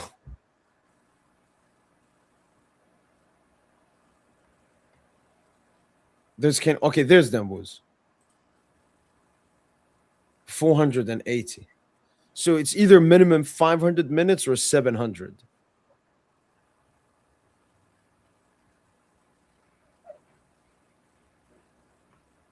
Ken Olise 1.57, 1.51, man. Nah, Ken and Olise are just they're going crazy. And people are crying, oh, it's Bundesliga. But nah, bro, the boys is just nice like that. Like, just be honest. I mean, they played last season in the Bundesliga. They didn't do this. They weren't doing this. Yeah. Like just be honest, man. And it's usually it's the Prem fans. Kane and Olise cook the Prem. They both were amazing. Honestly, in the bro, Prem. the Prem fans, they infect the La Liga fans, and then the La Liga fans do it too. It's just gross. Or like Liga, Bundesliga. Now, Tosin, you've seen the Prem hype. They have how many teams they have? They have 5 teams in the top 8, Tosin. But I've said it's not about how you start, Tosin. It's how about you end it. We're gonna see how many Prem teams, Tosin, is gonna be. How many Prem teams is going to be in the semi? Yeah. I said it, Tosin. I only think one Premier League team in the semi-final. But no, that's it is an indication though of their dominance. 5 of 8. This is the Premier League era. Yeah, the Paris Saint-Germain era, but like I think our biggest threat is the Premier League, dude. No, I don't think so. No. They don't have the individual ability to cause us problems. It would be like set pieces. They don't need that though. They have the systems. To win a UCL. To win a UCL, Tosin. To cause us problems. Tosin. But see, that's why Arsenal are trying to. There is no UCL. Arsenal are AI. Arsenal are an AI team. Yeah, they ain't gonna Okay? win a UCL like that. You don't know. Like you never know, bro. This I might don't. be Arsenal like UCL. Arteta It's might. like Liverpool last season. I think they cook in the group stage. Less pressure, new expectations. Plus, Tosin, I saw the thing about hardest group stage in the beginning of the season they posted. Yeah, no, Uh, yeah, like that index. I know we're first. It's between us and Bayern. yeah, look what Arsenal are. Oh, they're at the bottom. Third to last. They were expected. Plus, Arsenal, Tosin, last season in the group stage, they came like third, I think. The thing with Arsenal though is they just make themselves hard to beat. Like Arsenal can get beat by like maybe another Prem team can face them and beat them. You know, that's what some other Prem team gonna have to get them out the paint in Europe or something. Okay. Oh yeah. Now I remember what I was going to show you, Tosin, because I haven't uploaded it yet. Let me show here.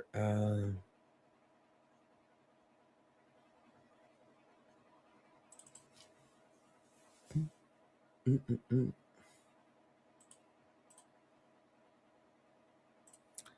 Uh, I don't know if you can. Okay, you won't be able to hear it, Tosin, but that don't matter. I would just tell you what I say. Uh, okay, Tosin. Okay, Tosin. Here it is.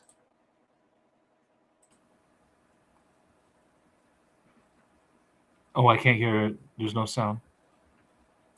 Yeah. No. I know I couldn't do it, but it don't matter, Tosin. I will Okay. let you know what I came to.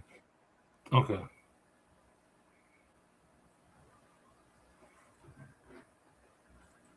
So first quarterfinal, Tosin. Chelsea versus Barca. Already starting off with a hot game.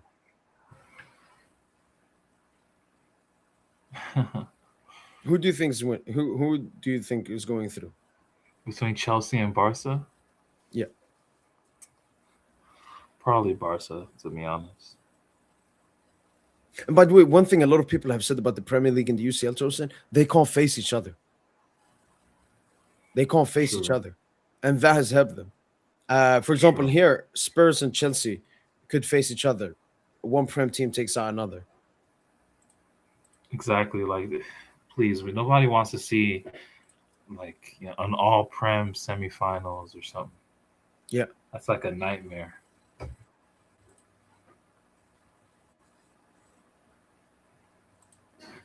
Uh, the next quarter, Tosin, Liverpool Arsenal, Tosin. And you know what I picked, Tosin? You know, I've already propped Liverpool. I've propping them since the beginning of the season, especially in the UCL, Tosin. If it's Liverpool versus Arsenal, because Arsenal, Tosin, they've already won the Premier League by that point. Liverpool will win it, Tosin. They are the ones that are gonna knock out Arsenal. Oh, Just like they perfect. knocked out City when City, the Centurion season, What? they won the Yeah, Premier League, won everything in the Premier League, but Liverpool knocked them out in the UCL because Liverpool will be way more hungry than Arsenal. I can see that. You And see? Liverpool outplayed them at the Emirates as well, even though they drew that game. Now, so I was when that draw came, I was like, yes, I'm gonna knock out Arsenal, man, because it Bro, made sense. Liverpool fans are lucky, man. Slot is like the cold. He's one of the coldest managers in the game, bro. Like they asked him a question about the Marseille match, Yeah, or like about how boring it was or something, and then Slot referred to the Clasico and talked about how like the intensity in that game, you know, was pretty poor almost. Well, yeah. he didn't use the word poor, but very slow. And then in 10 minutes, you saw 4 goals. That's what excites.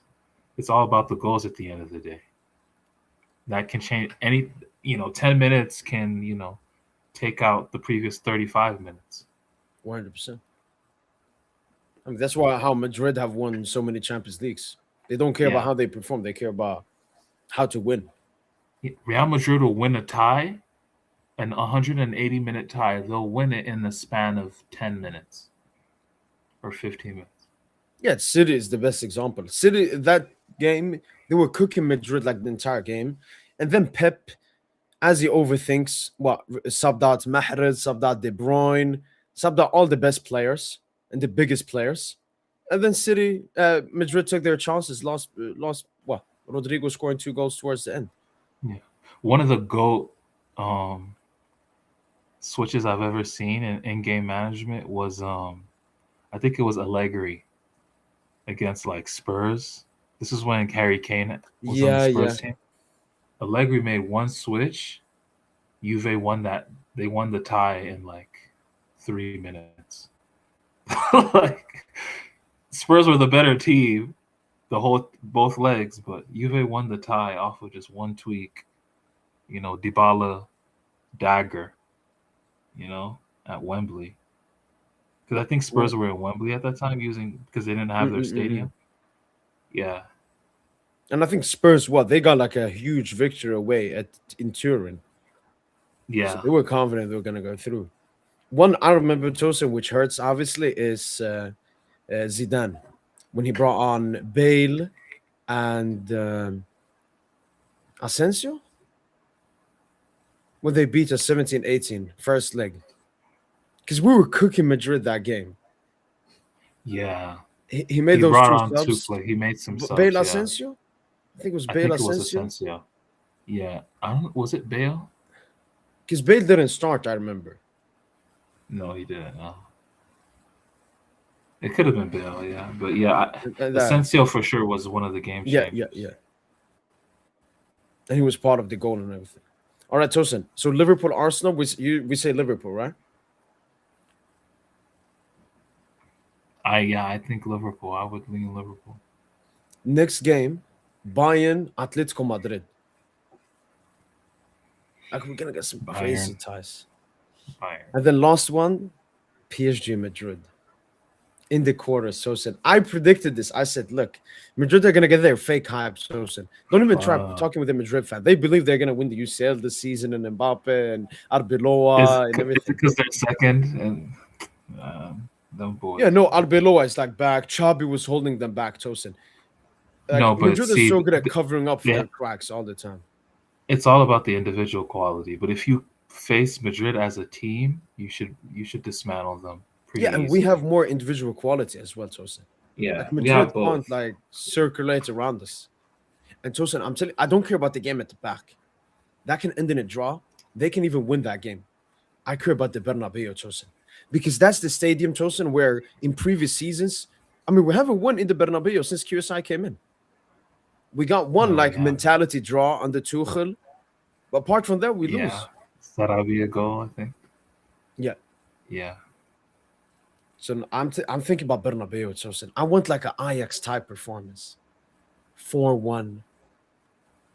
Then Boo's cooking. I think Dua will cook. Our midfield just dominating them.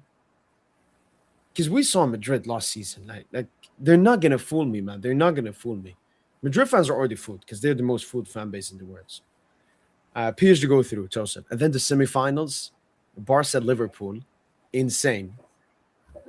And PSG. Our press should be enough to cook them. But what you're scared of though is Mbappe in the form he's in, and even Vinny in the form he's in. Up against our right-hand side. I'm more scared of Vinny than Mbappe. This is a big knockout stage game. I know Mbappe, it's against PSG and everything, but that's what I'm saying. You know how that goes. Former PSG, bro. If Ikone can score against us, like no, I said before, Tosin, I think Mbappe will cook us, but it just won't be enough. And then the narrative will be like, Mbappe should go back to PSG.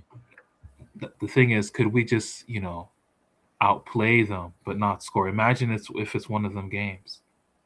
I think that's the previous PSG, Tosin. I don't think that's the current PSG. Like the previous PSG, we cooked every single time we played Madrid at the Bernabeu, Tosin, we've outperformed them. I agree. You remember 15-16? What did you say? What did you call that comp? Was it Thiago Motta comp, right? Nah, dictating at the Bernabeu. Yeah, dictating exactly. Yeah. that And game. I remember Di Maria crossbar. I remember Ibra. I remember Cavani. Cavani was Yeah. fucking disgusting, Maxwell, man. sexy passes from Mm. left back. Yeah, just And we lost it very good because of some football. Fugazi, Nacho Fernandez. What the fuck is Trapp and Thiago Silva doing? Yeah. So no. And then So that's semis. that's a game. That's a game you want to win, right? To exercise your demons. Exactly, Tosin. I want this game. And then Barca Liverpool, PSG Bayern. Barca Liverpool Ooh, rematch. Barca Liverpool. exercising their demons. Us versus Bayern. That Ooh, would be like peak football. And then we might get that I think PSG I Barca think final. Liverpool take it. I think Liverpool take it. You think Liverpool take it? I think that they Liverpool take could it. take it They because take it they would against have all Barca. the eggs in the basket for the Champions League. That Yeah, would be I think like they take both it. of these semifinals would be great. That's why I love this new format, Tosin. It makes it easier for us to have insane finals. Like that Dortmund semi we had, that's not going to happen in this new format. And then final, you can have PSG Barca, you can have PSG Liverpool, you can have Bayern Barca, you can have yeah, If we make a second final, at that yeah. point, man, we have to win. We cannot, bro.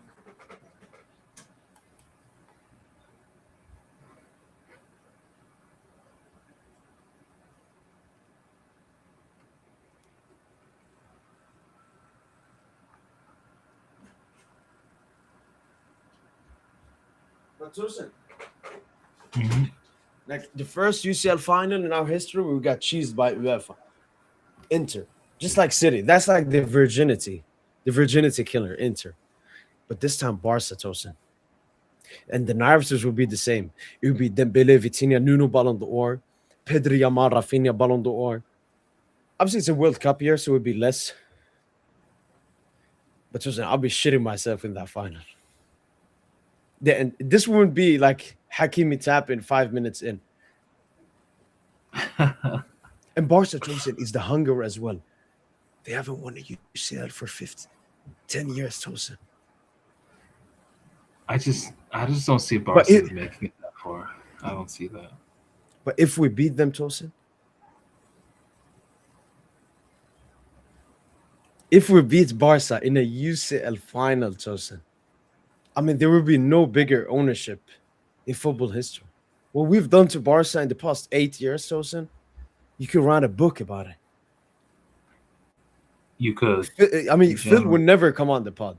Like, never.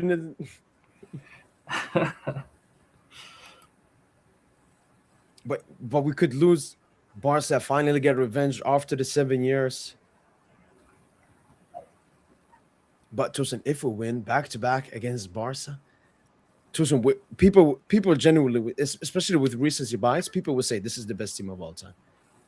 100%. And we don't fugazi back to backs like Madrid. There won't be any referee help and offsides and all of that, Tosin. Like No, even in their just back to back against Atletico, Sergio Ramos' goal was offside. Obviously, there was no VAR back then, but it was offside. everything will be clear, like clean victories, no Jewish interference, nothing. Just just real hard fought victories. I can't wait. All of the knockout stages, if everything goes correct, will be massive. But what I'm scared of is, that stat. PSG have lost 5 games up until this point.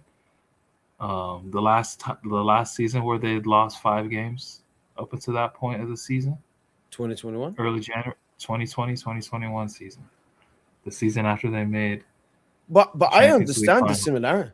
I understand the similarities, Tosin. Like coming off an exhausting season, like last season, Yeah, injuries, riddled with injuries. The only thing is we didn't have a managerial swap. But no, Tosin, that season, okay, obviously you may refer to the Ligue 1, but Poch didn't care about Ligue 1, Tosin. Like we could have still won that Ligue 1. Like Lille were not that good. Poch just didn't care. Lucho will care enough to win it. Plus, he will use Poch did academy no players work. and Yeah, everything. it But the felt like Poch UCL, was. Tosin, we Yeah, could have gone to the final again, Tosin. We could have won that UCL. that City bottling, Tosin, is still maybe our most disgusting bottling because we cooked City and we gave them 2 free goals, like absolutely out of nowhere. A cross that goes in, and then the hole in the wall. I've never seen anything like it. I'll be back for 1 minute, Tosin. I was just gonna add my back. No worries, man.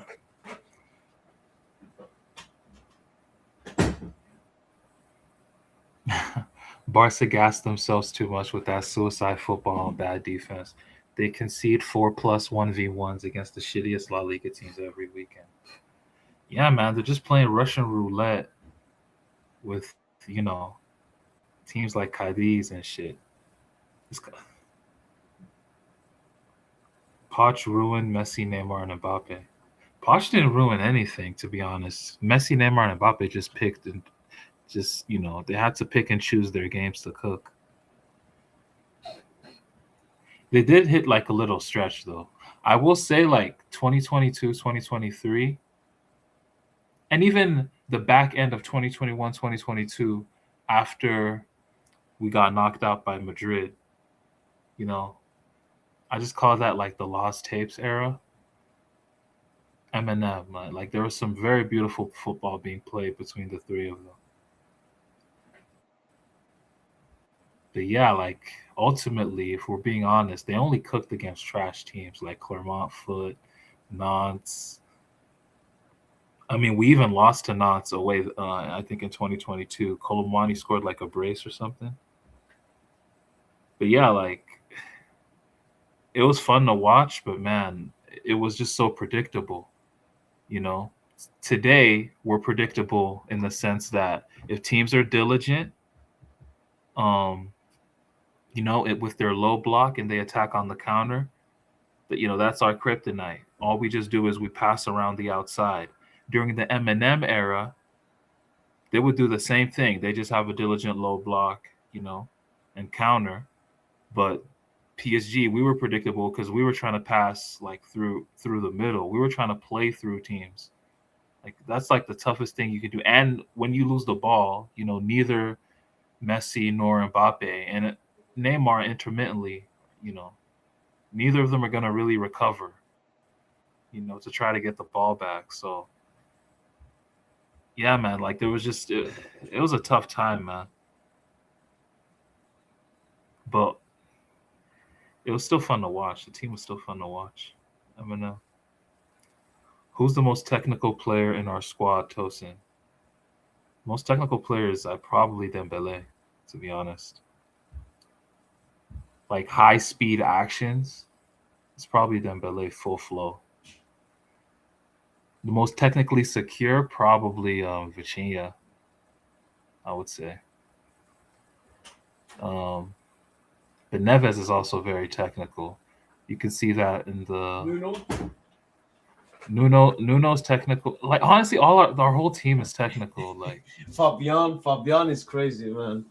Fabian is dumb technical. Like Fabian's technical level is so underrated, but like no one knows that like all the 5v5s, the 7v7s in training, the team that has Fabian always wins. No one knows that. Like Fabian be cooking in training. Yeah, no, he's the most underrated player in the world, I think. Doué has the best close control on the team, I would say. I would say Doué has the best close control.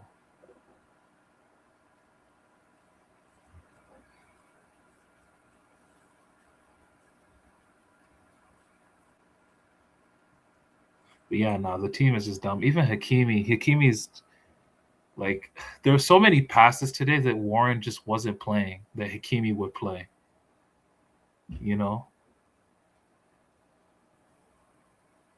And Hakimi, when he inverts, it's a different vibration because he's just more dangerous on the underlap than Warren. Warren, I feel like in this system, if he plays in midfield, he has to play that libero role because let's be honest, man, like Warren, he has traits of a leader. Vitinha is also a leader. It's like Warren. I don't think Warren can play as, an interior man when he has to receive it back to goal and not like.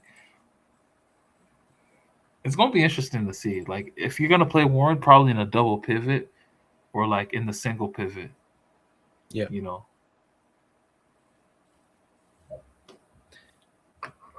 I don't know. For me, Warren feels like he's perfect with Vitinha and Fabian. Because I feel like Warren is more of an off the ball midfielder, just like Neves Sosa. Like he's more strength off the ball than on the ball. It's like he's very good at making runs, Tosin. It's just that in the right back some of his position, we passes compare were him to hitting. Hakimi. He's obviously never gonna be Hakim. he's not. Like Hakimi is one of the best outlets I've ever seen. But and Warren Tosin, I think the biggest thing he has to improve on, I think his passing has improved on. Like when we talked about Prime Warren back in the day, we said passing. I'm seeing him doing switches, progressive passes in between. I think goals, Tosin. Warren has the potential to give you like 15, 20 goals a season. He has very good power shots as well. I don't think he has a potential to have 15, 20 goals because he doesn't have that. He just doesn't have that in the box. Neves has the potential to get you 15, 20 goals. Neves could get you like 40, man. Like he could play false 9. Yeah, Neves has that potential. I think Warren, he's like a midfield general. Midfield, like watch him in the youth teams. Lothar Matthäus. Yeah, like watch him in the youth teams. Like when Henry was coaching the under-21s, Warren debuts with them at like 18, and Henry just gives him the armband. His first game, just gives him the captain arm. Like Warren just has. No, but even you remember when he was MVP in the under 18 tournament, under 19 Euros. Yeah, he was 16 back then, Tosin. Yeah, and he everyone else was like 18, 19. He was the captain and best player. Yeah, that's what Warren is. Warren is a midfield leader, midfield general. What would you?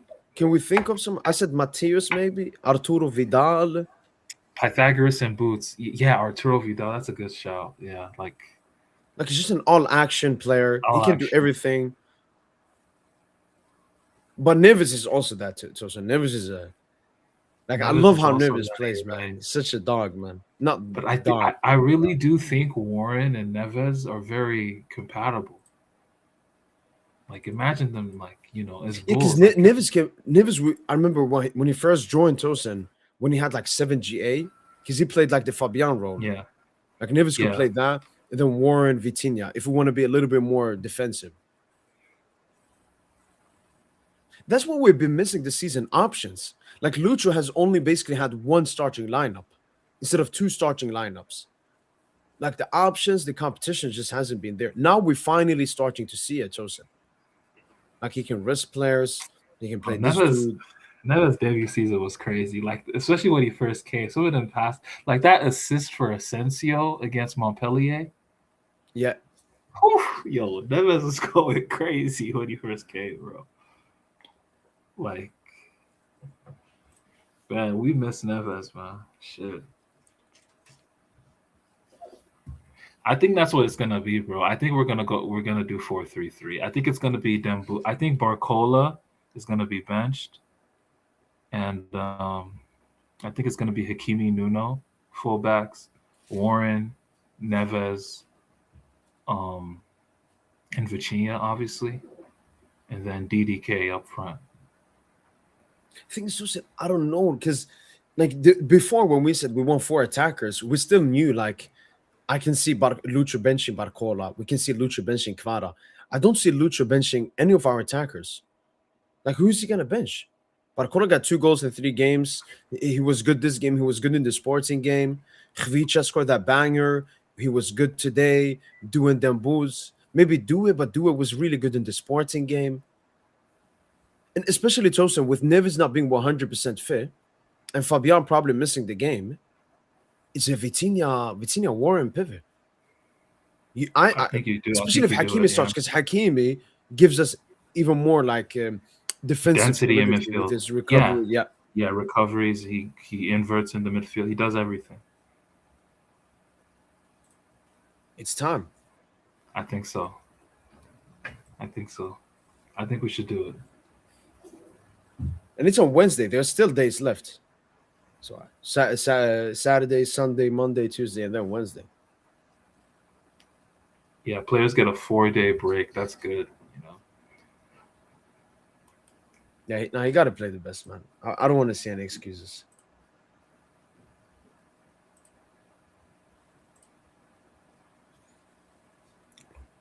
Fabian Neves, Warren midfield. Yeah, I mean that's Lucha. That's Tosin's actual preferred midfield three. Not really, but because people are gonna say, "Oh, you're trying to do that with you're trying to, conjure up a Vitinha agenda." But nah, it's just I really do think Profiles. 2025, how good we were at the start of that year, it didn't matter who played. Yeah. We just won. Vitinha could have rested. We still won. Like Dembele could have rested. We still won. Like Hakimi could have rested in the game. Like the Monaco game. Neves fills in for him at fullback. Like we still won. Like there's just so many different games where anyone could have played and we would still win. Like this season is different, This is a massive Vitinha reliance as well. Like we haven't seen basically a single game without Vitinha. Yeah. And to be honest, I understand why he plays every game because no one can really play that missing, role. Du is missing, Hakimi. You gotta have that Vitinha. Like then he becomes even more essential. Yeah. And that role, the only players that you can try there are Lee Kang-in or Warren. And Warren is obviously a player I want to see there just to test it out. Yeah. And Lee's had like 1 or 2 good moments or 1 or 2 good games from that position as well. But obviously that's not something you want to rely on to be honest. True.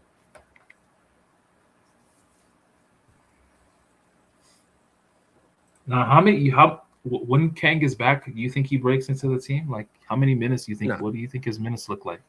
No, like you think he gets no? So if you, I think in these type of games, like today, yeah, like today he will get no. Tosin, I think with the extension reports, Tosin, it's because we want to extend, so we have a stronger negotiation in the summer, and then the Prem Club comes. Because Tosin, as they said, there's no fire without any. There's no fire without any. There's no smoke without any fire.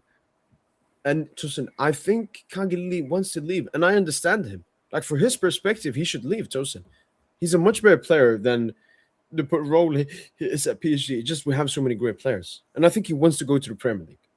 He's talked with Heung-min Son and Son, and we could get crazy money, Tosin.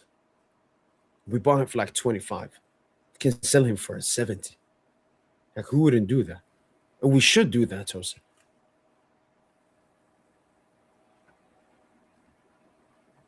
Like now we do the Gonzalo Alvarez swap, then we get rid of Kangi Lima. Like we gotta keep up the competition and the level. But I like Kang. I think same with Lucha Tosin. It's like if Kang stays, Lucha's happy. If we sell him for a lot of money, Lucha's happy. I think Kang brings a lot of fluidity, to be honest. I wouldn't sell him. I would actually extend him. I'm not gonna lie. I like this technical finesse, team that we're building, And Kang just fits that, It's really just Gonzalo. Gonzalo's like the only guy who's like, and Mayulu's touch has been disgusting lately, but I think he'll get it together. But yeah, like ultimately, I think Gonzalo's like the only misfit in the system. Really. But Gonzalo has made himself a cult hero by being very valuable, from the 87th to the 90th minute, So, but he's the first one that we can upgrade upon. He's like the weakest link in the squad. And then honestly, I would just do something. I would do something crazy. I would sell him right now. Villa, Palace want him. Neither of those teams are in the Champions League. Bro, get that Prem money, man. Get that Prem money. And I don't think we want to sell in. I don't think we want to sell in January. Careza's cooked up again. Europa League. Just doing crazy dribbles, playing centrally. I'm just saying, man. Like, I would really like another left-footed right winger. I mean, I would. Wait, you said left for a wrong. Yeah. No, we Yeah, need. Kang is that. Kang is that. I think Kang will come in and I know he'll King actually for me, Tosin. He's neither a 3-man 4-3-3 midfielder nor he is a PSG winger, because he's a number 10. The thing is, if we're gonna play a 4-2-3-1, that's perfect for Kang. But I think Lucha wants maybe a more explosive Cam, either Dembuz or Due.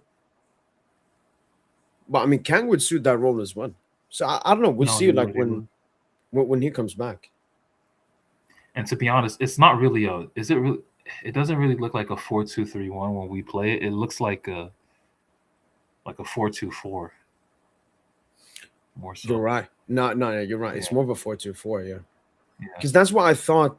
Like today, I thought it would be Mbaye Barcola on the wing, Khvicha Gonzalo more centrally. But it was Barcola, Khvicha wings, Gonzalo, and then Mbaye. Mbaye was basically yeah, the striker that was dropping down, yeah. like the Dembuz role. Oh, you think maybe Lucha wants Mbaye to become like that? No, I think Lucho sees traits of a striker because don't forget Mbaye's miniature. He's small. Like like Raheem Sterling used to play centrally as well.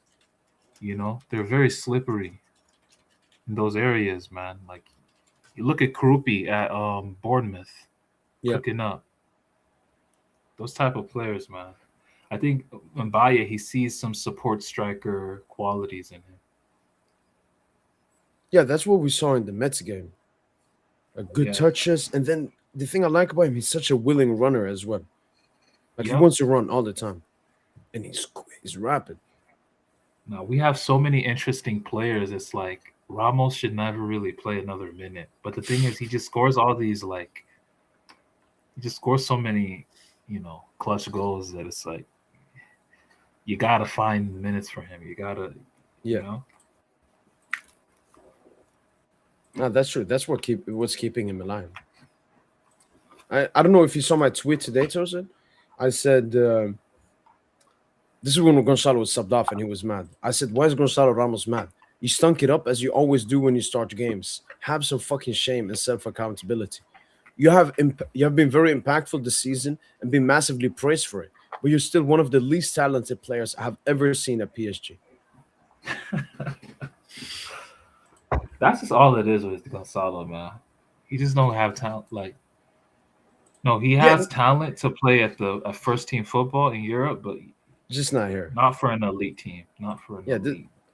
it's the most talented team, one of the most of all time, man. Yeah, he just doesn't meet the levels. He doesn't have the minerals. You remember Noah And Antoine, that's what Tosin? and that's what I'm saying. Like, yo, Villa Palace really got it back. That's what Duncan Castles. I call it Duncan Crystals. That's what Duncan Castles was reporting earlier this morning. Wait, reports. That Villa and Palace are interested in Gonzalo Oh Ramos. yeah, yeah, and I I don't remember see why you Newcastle were don't. I don't see why interested you in don't him take in the that bread. summer. How much are Palace? If Palace lose Mateta, how much are Palace willing to put? How much are they really willing to put down? If they're willing to put down 65 million euros and you recoup what you paid, I don't see how you don't take that. Take that, Diddy. Take that. It's a Diddy ad lib. Yeah. But yeah, like come Uh, on, bro. I just don't I don't see how you don't I don't see how you don't do that, bro. I think Tosin, we want him for the rest of the season because I don't want to weaken our squad. Like I would like to keep him for the rest of this season,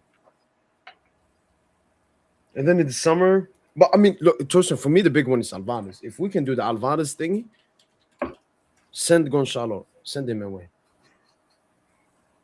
The thing with Alvarez, man, I just think he's just dick sucking the Prem too much. Tosin, I said from the Argentine sources from way back, they said like he's not really considered in the Prem, and I believe so, Tosin. I don't think Alvarez is a He's His been in dream the is Prem Barca. already. His dream is Barca, but if it's not going to be Barca, No, his dream is Lucho, PSG, Tosin. Who said Lucho this? not going to Where's take it this serious. Barca dream come from? Where's this? Even Tosin, I remember the video we watched. You're You right. said it You're was right. fake, You're and it right. was fake. It Like, was. It was fake. Tosin, It do you know what was. it is? This is the Barca propaganda. They do this all the time. Like, oh, his dreams of Barca. Like, oh, he wants Barca so much, you can't stop thinking about it. And then they don't get him. They just have an insane propaganda machine. And Tosin, this is how Barca makes players want to join them. They spam these reports. They call all their journalists, sport, all of their report, Catalonia radio. Everybody talks about Alvarez. So then Alvarez sees it like, oh, Barca really want me. Maybe I should join them. But his dream has always been PSG, or not always. In recent time, he's seen us win the Champions League. And Tosin, you have to understand. You know, one thing that Barca used to have under Pep and under Lucha Tosin was that Cruyff football, Tosin. They don't play Cruyff football anymore. They play German football. They play Hansi Flick, Gegenpress, all-out attack football. We are the Yeah. ones that play Cruyff football. Like we've completely, it's us. We play the let's best be real. football in the world. No, but let's be real though. We trying to. We don't want our 4-3. We try to switch that 4-3-3 to 4-2-4 now. We try to get goals right now. We No, trying to leave our principle.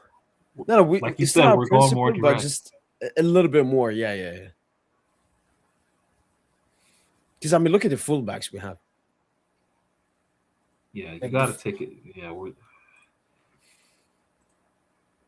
but what would it look like if you played the 4 attackers and you had the back 3? Because that back 3 never changes. What would it look like, the animation? Can we do that? Can you maybe like find a way to illustrate that? Okay, If we played the 4 attackers? Yeah. I'm just gonna. Someone said something in the chat. I'm just gonna fix it one second here. Night game. I'm trying to find for you night game at the moment. Night game.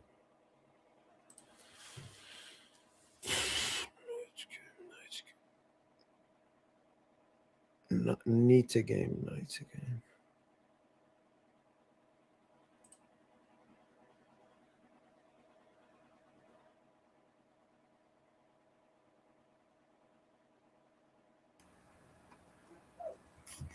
Man,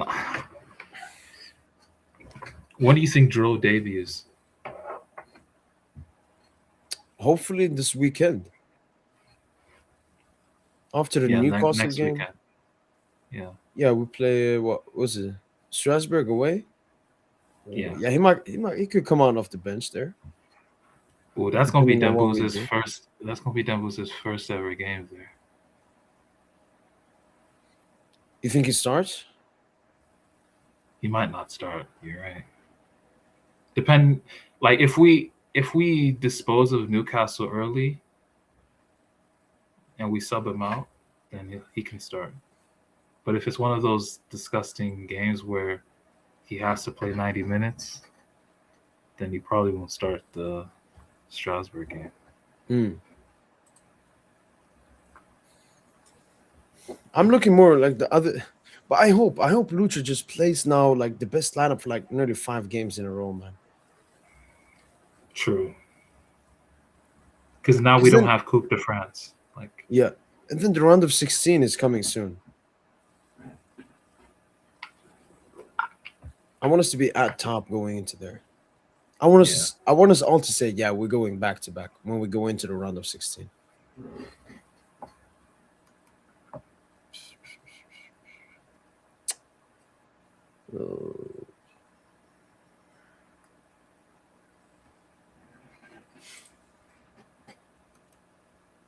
Yo, no, I did not find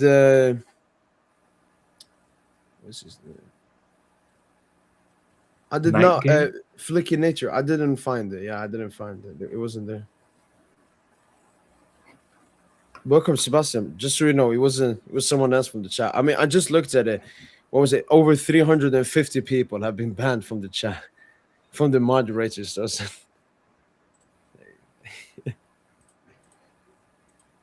okay. So what do you want me to build? Yeah, let's that 4-2-4. What would it look like with the back three? Because Nuno's still gonna go to left center back.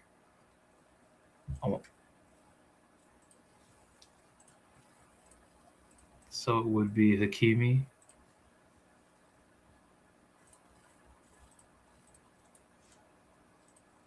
Okay, Dembooz. Wait, all of these are starters.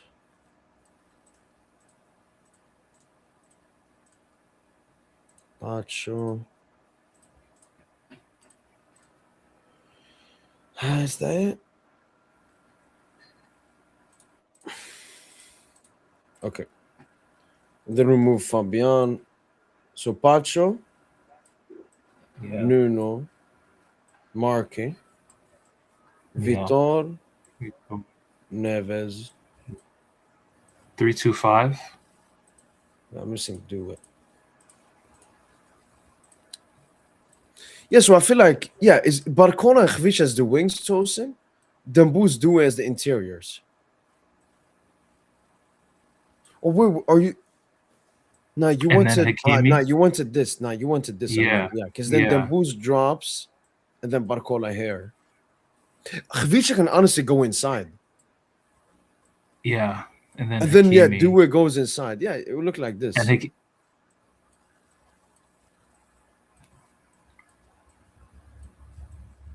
No, the back three stays. The back three never changes. No, you can't. Yeah. And then like this. Okay, yeah. Something like that. Or no. Neves defensively, because I like Vitinha and Dembooz in like a ball playing double pivot. Yeah. Okay. Or maybe Neves goes more to the right, so like that. No, Neves will go to that left center back spot because that's where Left Nuno center. is. And Pacho's always in the middle of the three. Yeah. Pacho's always in the middle of the three. There we go. Nah, it's interesting, man. This could really change the game, bro. Because last season we revolutionized. Because this season, Tosin, have you noticed? It's not as much about the movements and so on. It's more just about raw ability, bro. Like, remember our animation? Even more freedom. One of the greatest animations in QSI history was the animation against Liverpool, 2018. Oh, with Marco Verratti's the single pivot. Yeah, Marco's the single pivot, and you know who are his interiors? To his left and right. To his left, he has Neymar. To his right, he has Di Maria. And then Mbappe Cavani is the beyond Mbappe Cavani up top. Yeah, different and like. And Due Khvicha Tosin, they're perfect like wing fielders because they're not the quickest, but like in the space with Hakimi and Nuno as reinforce that can use their pace, either going outside or going inside. Essentially, yeah, like they're the detonators, man. You get them in the 1v1 situations, they're there to kill. You know, like that Khvicha goal against Sporting, that's what I want to see. You know, Due in that situation, you expect him to kill as well, you know?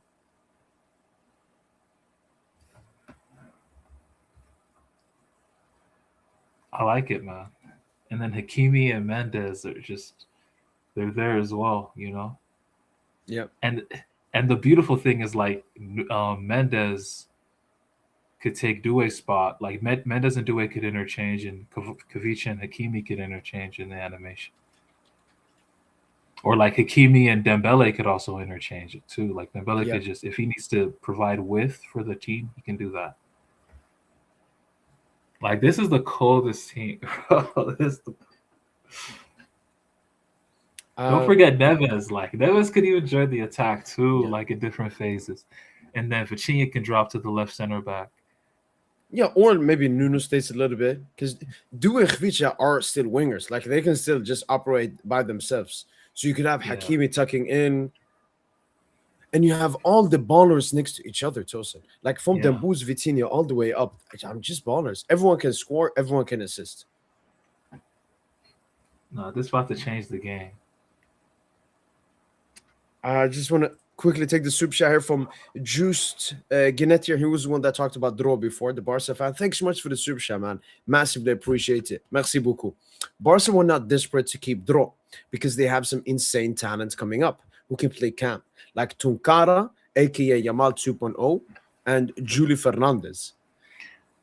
Why is Tunkara? Was he that dude that we saw that cooked PSG? Is that him? I don't know. You remember Was we that watched him? the under-19 game? Yeah. He was okay, but he was okay. No. That was okay. That Did was he someone score? else. Okay. Yeah, keep on. Sorry. But yeah, they're all NPCs. But Dro's the biggest talent, bro. Like, stop. The Fernandez cousins, Gil and Tony, all them boys is all hype. It's politics. There's a reason why Hansi in the first preseason training session, like, all it takes is really one training session for a coach to watch, and he's like, okay, that's a talent, you know.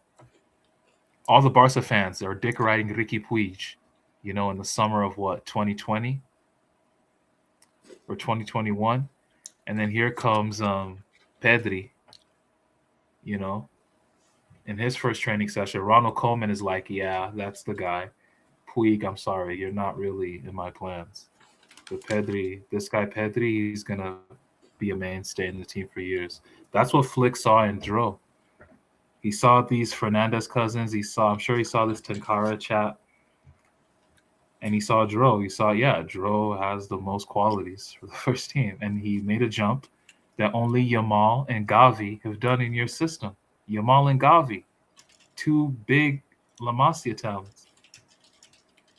But you're trying to gaslight? Come on, man. Even Pedri, they asked Pedri and said, like, I think there are a lot of special players, but Dro.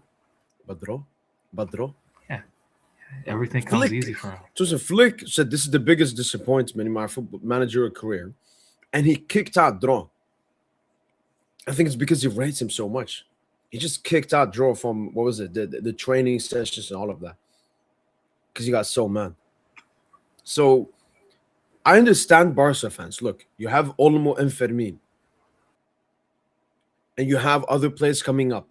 But trying to say that it wasn't that you were desperate to keep Dro, because you could never keep Dro. He has a release clause, which means if he decides to leave, you have no chance of keeping him. But was Barca massively mad? 100%. The fan base is actually less mad.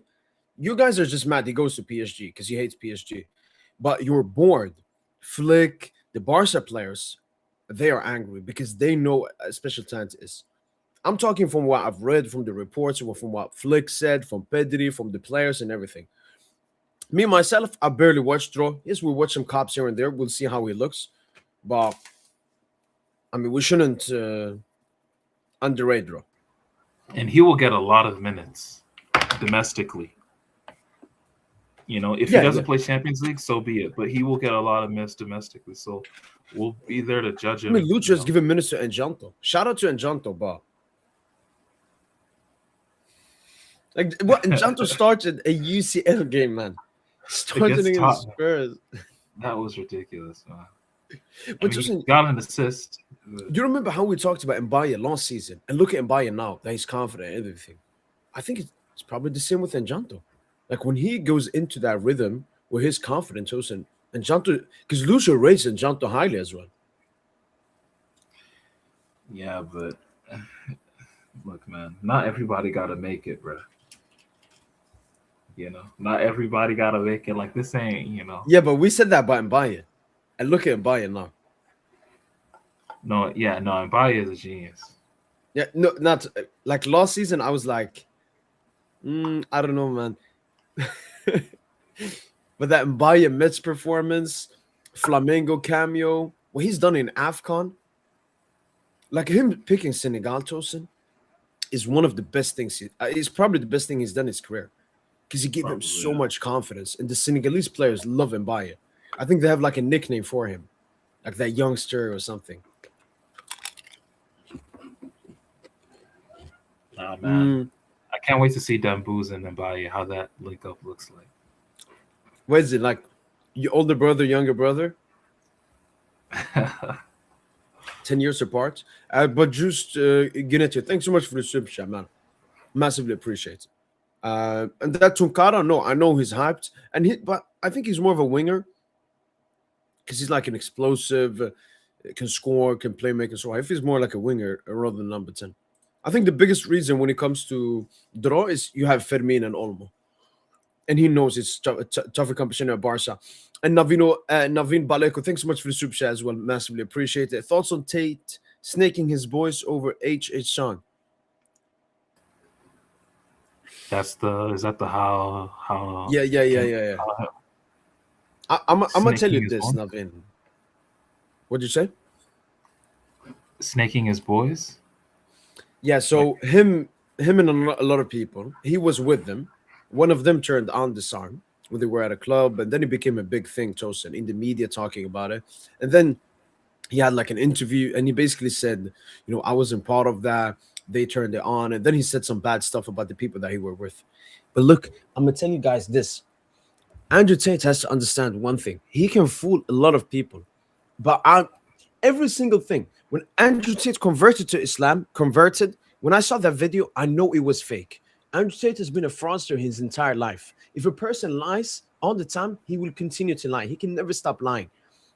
And I understand the Andrew Tate gimmick. He became completely irrelevant. He needs to pay massive amounts of money to his baby mamas. And, the life that he has, the lifestyle, it costs a lot of money. So what he's doing now, all of this is a PR stunt. Every single thing is a PR stunt. His boxing was a PR stunt. That song was a PR stunt, Tosin. Like, think about it. Having that song on in a club where the club owner was a Jew. It's all a PR stunt, man. Snaking his boys. Like, celebrities, they are not boys. Celebrities are not boys. Even relationships, celebrities, I never rate them. They do that for contacts, for fame, for all of that. So, I didn't know they played it at a club. I saw a clip where they played it at like in the bus.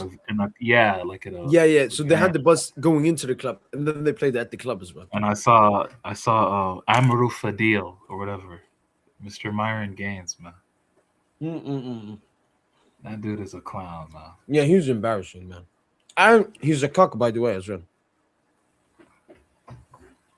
His girl left him. That's not surprising. Now, that group of men, easily the most disgusting men after like the Netanyahu, the Zelenskys, and so on. Yeah, man, just some lost niggas, man.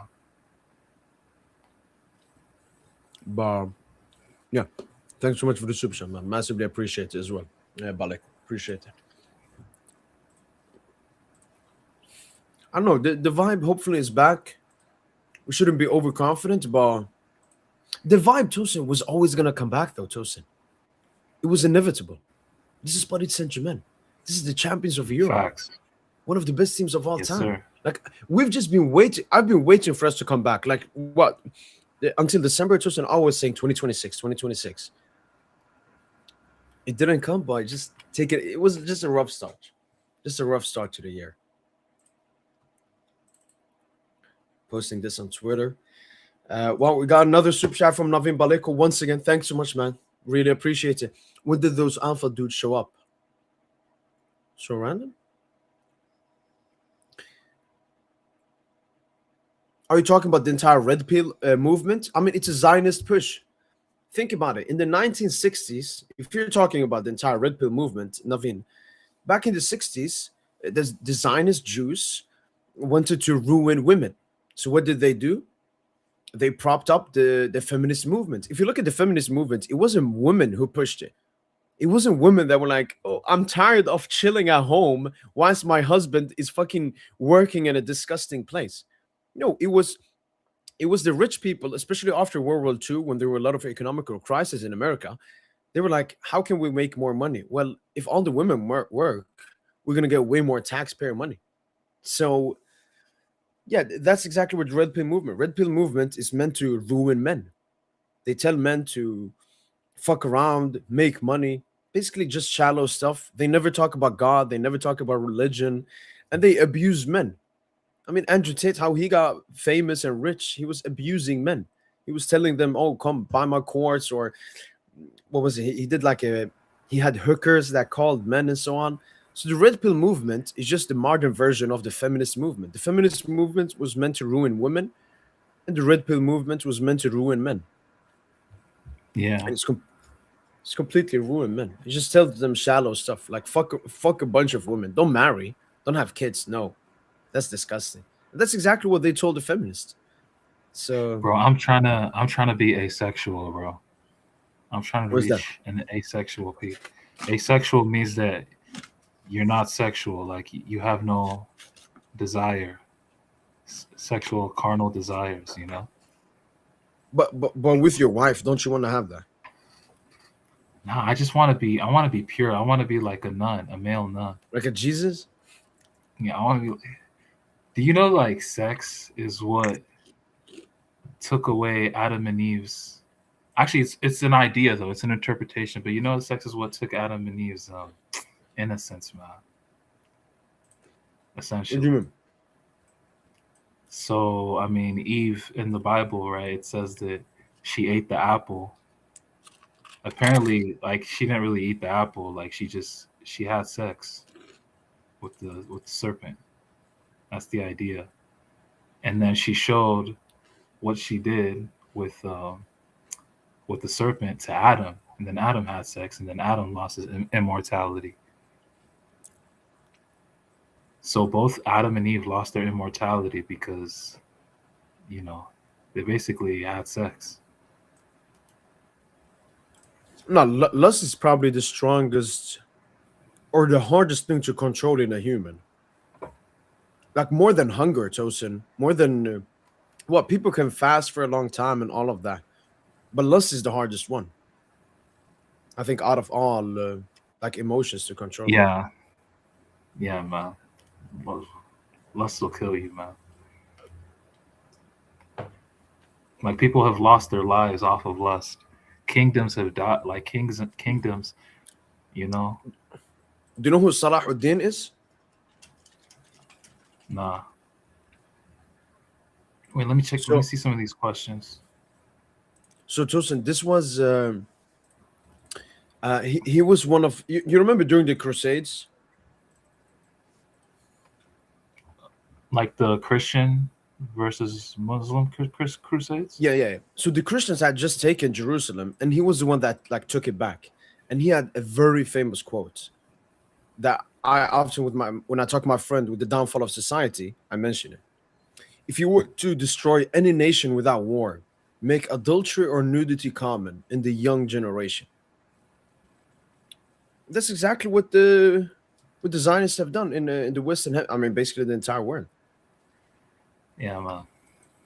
because it destroys it from the root, basically. Um, but Naveen, thanks so much for the super chat, man. Appreciate it a lot. Oh, no, I'm not gonna do that. Victor Klingberg as well. Thanks so much for the super chat, man. Massively appreciate it. What's wrong with Zelensky, Mo? I mean, the first thing you can guess his religion slash ethnicity. You can make that guess. All right, I don't need to say it. Wait, The what second, happened with Zelensky? Is no, it? nothing. Are you talking about is he referring to the recent World Economic Forum event where a No, bunch no, of no, people no. I said where something Zelensky about people talked? I hate or something. No, I said Oh, people okay, I okay, dislike, and then I said Netanyahu and Zelensky. So I think that's why he's okay, Muslim. okay. Oh, okay. And my answer to Zelensky is he's that kind of a person, which already is a bad thing. Second of all, you got to look into how he came into power. Zelensky came into power by what was it? It was like three, four massively rich Ukrainian Jews, Israelis that Hmm. propped him up for the campaign, just like APAC in America, which everybody knows about. And these Yeah. same people worked in his thing, and there was a massive corruption scandal. You can learn about it. You can just read about it. Ukrainian massive corruption scandal. So a lot of the aid money that was sent from the Western nations, Zelensky took and gave to those friends, who then fled from the country right before Ukraine was meant to take them. So like Zelensky, he's a massive like puppet from the Jews being put there, and he doesn't even do what's best for the Ukrainians. Like Ukraine as a nation should have surrendered this war a long time ago, but he's killing his nation. He's killing his own people, and yeah, he's the second leader I hate the most in the world after Netanyahu. So you just got to do your I don't know why people think Zelensky cares about Ukraine. Like he was like a dancer and a comedian before he became a president. Like he's a massive joke. He's an absolute joke. Bad negotiator. Yeah. But thanks so much for the super chat, man. Massively appreciate it. I hope I've answered your question there. More, we were at Atalanta game today. Our football was insane. Fluidity was good. Do you remember that game, Tosin? I think we had 10 big chances created. The most in, I don't think any UCL game has had 10 big chances created from a single team. Yeah, that was the first Champions League game of the season. Yep. Yeah. And like Barcola missed a penalty. Hakim hit the post. Like we missed so many chances, but we still just scored. We created so much. And I think that's the football that Lucho wants. Like, because last season, we created enough to win the game. I think this season he wants to humiliate opponents. But just different stuff have made that possible, yeah. Don't fight. No, that's facts. And Jabulo, James Karam. Who's best sports owner of all time? Nasser. Qatar. Or wait, if not Qatar, who will I say? Shit. Probably Roman Abramovich, man, low key. Man. Like have you read about Roman Abramovich's rise? Have you actually read about it? I mean, he was one of the oligarchs in Russia. So, like, when Putin took control, he was like, either you're on my side, and I keep you can keep your wealth, or we. Yeah, exactly, bro. And 80s. Abraham was just like, oh, yeah, sure, I'm gonna be with you. Yo, 80s Russia was so lawless, bro. Like you had common people just standing in long lines for basic shit like bread, you know. Like you mean 90s, right? Like when this, it was right when the Soviet fell. The 80s and the 90s, bro.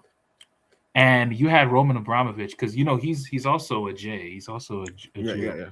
He was born to Jewish refugees in Siberia, and Siberia that's Northern Asia. That's one of the coldest places in the world. And I think I saw a stat that most of the suicides in the world actually happen in Siberia. So you're not even supposed to make it out that life. And here comes Roman Abramovich, bro. Like he loses both his parents. He joins the military just to escape that shit. And in the military, that's where he becomes like, dude, they actually need to make like a Netflix series for Roman Abramovich. Like it'd be the coldest shit. Like it would be like Narcos, but on like another level. You know Gorbachev, right? Like the prime minister, the Soviet Union prime minister. Oh, okay, he did. Like the one that had like a black thing on his face. Yeah, and he had like the policy. Yeah, he had the policy to like open up the borders. And Roman, he was making money. He actually like I think he had like a train, right? He managed to divert this train that was going to Moscow with fake documents. He got the driver to take it to like Latvia or some shit. And then he sold what was in that train, which was diesel. And then he used that as a gateway to sell other shit like cigarettes, tires, toys, and all that. And then when he introduces this policy to like open up Russia, that's when he now like teams up with some oligarchs, and then he becomes an oligarch himself. And they're buying all these national companies for pennies on the dollar. They're like pure corruption, bro. Like the guy, I think is Boris Berezovsky. Yeltsin? Boris Berezovsky. Boris Yeltsin? Is it Yeltsin? You're talking about the richest man? No. He's the guy that controlled like Russian state media. Oh yeah, with the glasses. Yeah, he was like, Dimorovsky or something. They offed him. As soon as Putin came to power, I think he jailed him. Then the guy fled. Then they offed him. He was like in UK or something. They found I think that's another one. That's another one you're thinking of. Oh, that's another one. Okay. Yeah, that's another one you're thinking of. But nah, bro, that's what these Russians do. They just be offing dudes. Like, It's crazy.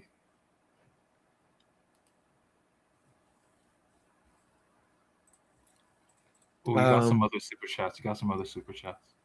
thank you, thank you. International player was nuts for sure, Santo. That's what we gotta get back to because it feels like our peak started beginning of 2025 or like the end of 2024 December, and then it peaked like UCL final, maybe a little game, continued to Club World Cup, continued a little bit in the beginning of the season, and then it's like Barca after Barca or like Leverkusen. Like that's where it started to fade out. But now, hopefully, we're gonna come back now. Um, which one nation shouldn't fight for their sovereignty? I've absolutely not said that. But I mean, the war has been going on for a long time. The Ukrainian people never wanted this war. It was NATO that kept pushing them into it. And having two coups in 2004 and 2014, they changed who decided in Ukraine, CIA. You can go and read about this. Um, and obviously, Russia is a much stronger nation than Ukraine. If Ukraine didn't receive aid from the West and America, there wouldn't be any war because Russia is like a billion times stronger than Ukraine. If I'm fighting someone and he's clearly stronger than me, I'm just gonna be like, yo, you know what? Shout out to you, man. That's what a sensible nation, sensible person does. You don't fight with bigger nations. Nah, man.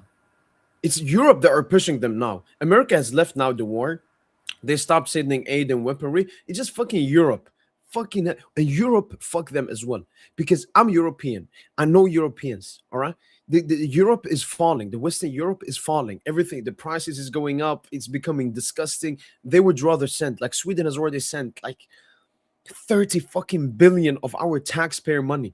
And nobody in Sweden wants that, man. So no, fuck the Europeans, man. Another one here. Once again, Navi Baleko, thanks so much for the super chat, man. Massively appreciate you. We did Arsenal, Arsenal, UCL, or living is obviously Arsenal could win the fucking sextuple this year and 5P the Champions League, man. Like this is not like it's football at the end of the day. I couldn't care less, man. Thank you so much for the super chat, man. I would rather live in Israel. Okay, there you go. And from Niku, thanks so much for the super chat, man. I think that's Polski. So yeah, shout out to Poland, man. Which team do you think gonna stop Arsenal this year? I don't think any team will stop Arsenal in the Premier League. I think Arsenal will win the Premier League. Yeah. FA Cup and Carabao Cup. I don't know. They're gonna play a second leg versus Chelsea. I think they're up 3-2. No one cares about them shits, bro. FA Cup. I think someone else is gonna win the FA Cup. I think they could win both the Prem and Carabao Cup. UCL. In my prediction video I made, which is going to be posted soon, Liverpool knocked them out. So I think Liverpool will stop Arsenal in the Champions League this season. Thanks so much for the super chat, man. Absolutely no, Victor. If you look at the polls, nobody supports it, especially the money we are sending. Like, it's absolutely crazy. The average life in Sweden is just going down. We have fucking criminality every single where, but their priorities is fucking Ukraine. Like, our nation is completely cooked. Like, the regime has to be changed. Like, Sweden's peak was like, I would say 2007. Since then, the nation has fallen. And that you believe, Victor, that it's a good idea to send aid to Ukraine instead of using that money to improve Sweden, I can't help you, man. Huge job, man. No, I'm just saying I have a close Polish friend. Beautiful country, man. It was good. Yeah, shout out Polish people, man. Yeah, no, but I like that they are still massively Christian, very nationalistic, very homogenous. The Germans had y'all. They cooked y'all shit. Now, Poland, like throughout history, even Sweden cooked them back in 1700 when they used to be the Polish-Lithuanian Commonwealth. But Poland, this is peak Poland. Like Poland, Tosin, I think I'll probably call them maybe the strongest country in Europe at the moment. When you look at their economy, their military, and then their people. Like their people are very happy. They're nationalistic, homogenous. Like the following ones are England and France, Tosin. Like it's cooked, especially England. Like England is soon like a second world nation. Damn, for real? I got family. I got hella family in England. Yeah, so the thing with England is always cared too much about London, Tosin. So like London economically is basically paying for the rest of the country. I think the average age of UK outside of London is close to like multiple African nations. So yeah, it's like if you've seen videos from there and everything, the UK is massively poor. Uh, I've seen the exact opposite. What polls are you talking about? Yeah, let me try to find Have I been to Kurdistan? No, I've not. No. Someone asked me that. I don't know. it. Do I believe in the AI takeover theory? Absolutely no. Like humans will always be the superior like creation. AI AI is meant to like fake news, Tosin. Do you know how many stuff, Tosin, I've seen? I Hmm. believe for a second, and then I'm like, oh shit, it's fucking AI. Like it's Yeah, already no. doing that. But It's to be scary, man. fair, don't you think? Don't you think that's already been the case? Don't you think there have been many things in history that we've seen that has probably been AI generated? This technology has Yeah, probably yeah, been because around the Pentagon always for they had like years. mobile phones since like the 70s. They Yeah, only make it public like after like 30 years. exactly. So, how much of the shit have we seen is actually real, dude? What do you think about it?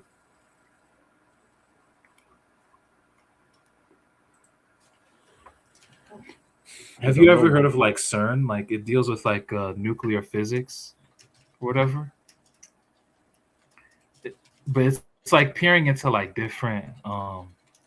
It just deals with the concept of like multiverse, quantum mechanics. You know those I guess cliche words that people like to talk about. And essentially, what you're trying to do is you're trying to manipulate um like the spirit or like the electromagnetic sphere. And they say that people that have gone into CERN, it's some deep shit. Like they went in and they came out.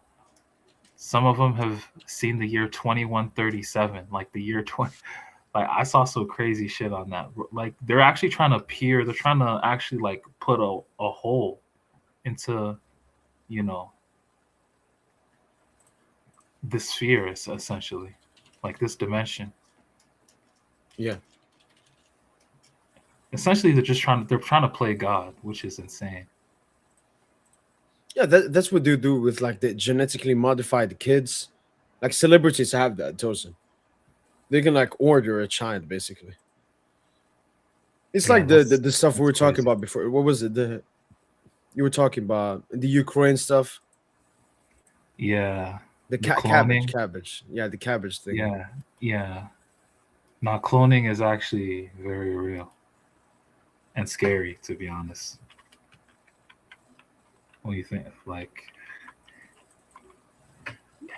there's a actually look up a guy by the name of like Hans Dreich. I think HANSDREICH. Because there was this like Chicago World Fair. I think it was like in the late 1800s, and they had this building called like the Baby Incubator Building. And in that building, there's just thousands and thousands of babies. And yeah, and 2 years prior to that, that year, you had this German doctor by the name of Hans Dreich, and he essentially invented cloning. And what he found from like his experiments with animals and later humans Yeah, is because they that tried there's it with something sheep, called right? like sheep, and they found something called like rats, yeah, just all types of animals. And there's something called like a totipotent, TOTI, like potent, and a pluripotent cell. And like those cells, pretty much, those are just cells that can generate every cell in your body in an organism. Totipotent cells can form every cell in your body and the placenta. Because the placenta, that's that In the brain, organ that, no, the placenta is that, in the stomach. it's that organ that holds The the baby when the mom is carrying. yeah, the baby, like through the navel, through the belly button. Mm-mm-mm. Yeah. So they have that, and then you have like the pluripotent that can form all the body cells in your body except the placenta. And so they use these cells to just, you can use these cells to pretty much create life if you know,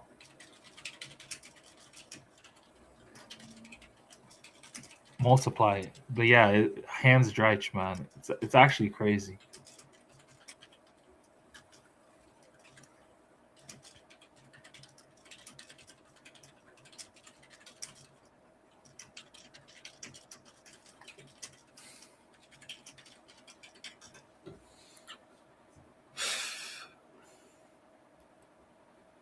Yo, Tosin. Yeah. Honestly, my head is a bit cooked at the moment, and we've been here. Yeah, we've been I here think, 3 hours. I It's think cool. good enough. But Tosin, this Wednesday is big. I said it in the watch along, Tosin, in the beginning. Do you want to be there? Because this is a big game, man. This might be our city, Tosin. I could see us, Tosin, like stinking up that first half. Newcastle take a lead, and then we score 4 goals. Second half. No, you gotta dominate from minute one. It's gotta be like the Stuttgart game. That was our last game last season. Just comfortable, you know. 4-0. What did we win? 3-0? What did we win? I think yeah, it was 4-0 that 4-1. day. 4-1. Yeah, just a comfortable victory, man. Wrap it up. The last Get yeah, top last paid. yeah. I think it'll probably, if all things go well, it'll probably rival the Atalanta. Atalanta is probably still our best performance. And that was the first game of the Yeah. season. So But Newcastle are good, but I saw that maybe Bruno will miss the game. And he's been like by far their best player this season. they still got Jolington, who's very physical. They got Tonali. So they still have cover for that. I don't want to talk about the missing players because Sporting were missing 5-6 starters, Yeah. and still managed to stifle us, man. So yeah, Even RIG. Bilbao were missing huge players, I remember as well. And we still Yeah, drew no, some. they were. All right, man. All right, I'll Tosin. catch you. We'll do, man. Catch you Pleasure as on always, Wednesday. man. Peace, bro. We'll do, man. Take care. And I just want to end this with the people that have been talking. Where was that comment? Algerian people support, so it makes sense. Algerian people support Russia, so it makes sense he doesn't like Ukraine. You have to understand, I am half Swedish, half Algerian, which means when it comes to Algeria, I obviously talk, from Algeria's perspective. When it comes to Sweden, I talk from Sweden's perspective. Okay, I came back to Sweden in 2012, and what I've seen is the standard of living just getting worse and worse and worse. I've seen this nation be downgraded, and it's not just Sweden; it's basically all the Western nations. Germany has become worse. France has become worse. England has become worse, and when it comes to Ukraine, look, we should be moral, we should be ethical, we should care for people. But I've just read here that we have spent 111 billion on Ukraine since the beginning of the war in 2022. This is an incompetent regime that Sweden has that doesn't prioritize its people. It prioritizes Ukraine. It's similar stuff to America. Americans are really mad that America has sent, I think, over, was it 300 billion or more, maybe 500 billion since 1945. We've spent 111 just since 2022. They're mad they're sending that to Israel. So it's the same thing. I care about Sweden. I want the best for Sweden. And this government is completely corrupt. The regime that we have in Sweden is completely corrupt. And all they care about is their money and that they have their friends to make money and everything. They don't care about us Swedes. And the most unfortunate thing is there is no population as brainwashed as the Swedes. Like you can never talk politics with any Swede because he will tell you what the state told him. He reads the newspaper, he listens to the television, and he basically believes everything the TV says and the politician says. I don't vote. I don't believe in this corrupt regime. I don't believe in this corrupt system. I want the best for Sweden and its people. And Unfortunately, Swedish people are so brainwashed, they will never talk about this. You will rarely see any Swede talking negatively about this regime, even though it has massively corrupted this country. Sweden has like the highest fucking rape per capita in the world. Sweden has the most rapes in Europe. Sweden has like the most bombings in Europe per year. Sweden has the most gunshot killings in Europe per year. And we're sending 111 billion in 3 years to Ukraine. This is a regime. This is a corrupt government that does not care about its people. So this has nothing to do with me being Algerian and them having a great relationship with Russia. This has nothing to do with it. And when it comes to Ukraine, if we strictly talk about Ukraine, Ukraine should have never pushed Russia's boundaries. Ukraine should have never joined NATO. And the Ukrainian people never wanted to join NATO. But if you go and do your research, instead of just talking, go and do your research, search about the 2004 coup. What was it called? The Orange something. And go and search about the Maidan revolution in 2014. Both of these were CIA coups. Go and look what America trained the militias in Georgia in the Russian-Georgian war. Go and look up all the stuff before you say this is because I'm biased and Algeria has great relationship with Russia. I want the best for this nation. I want the best for the Swedish people. And sending 111 billion to Ukraine is not the best for Sweden. So please. Yes, Sweden has the most bombings in Europe. You can go and search this up. But obviously, I don't know, Swedish people don't like to search this kind of stuff up. We have by far the highest criminality when it comes to per capita in Europe. We have a small population, but the criminality here is absolutely overestimated. Not overestimated, like it's high levels. Sweden went from 21 billion in 2015 from taxpayer money that gives to the police. Now we give 48 billion, and it still hasn't solved a single problem. So please wake up. Wake up. You're Swedish, Victor. And I say this in the most respectful and honest way. I want the best for this nation. And I'm saying my nation because I'm half Swedish. I love this nation. I care about this nation. When I was young, I used to watch fucking history movies about Sweden all the time. I love this nation. And the corrupt regime we have is not doing the best for its people. And as soon as maybe you wake up, Victor, if you wake up, you can wake up people next to you, and the Swedish people can actually wake up.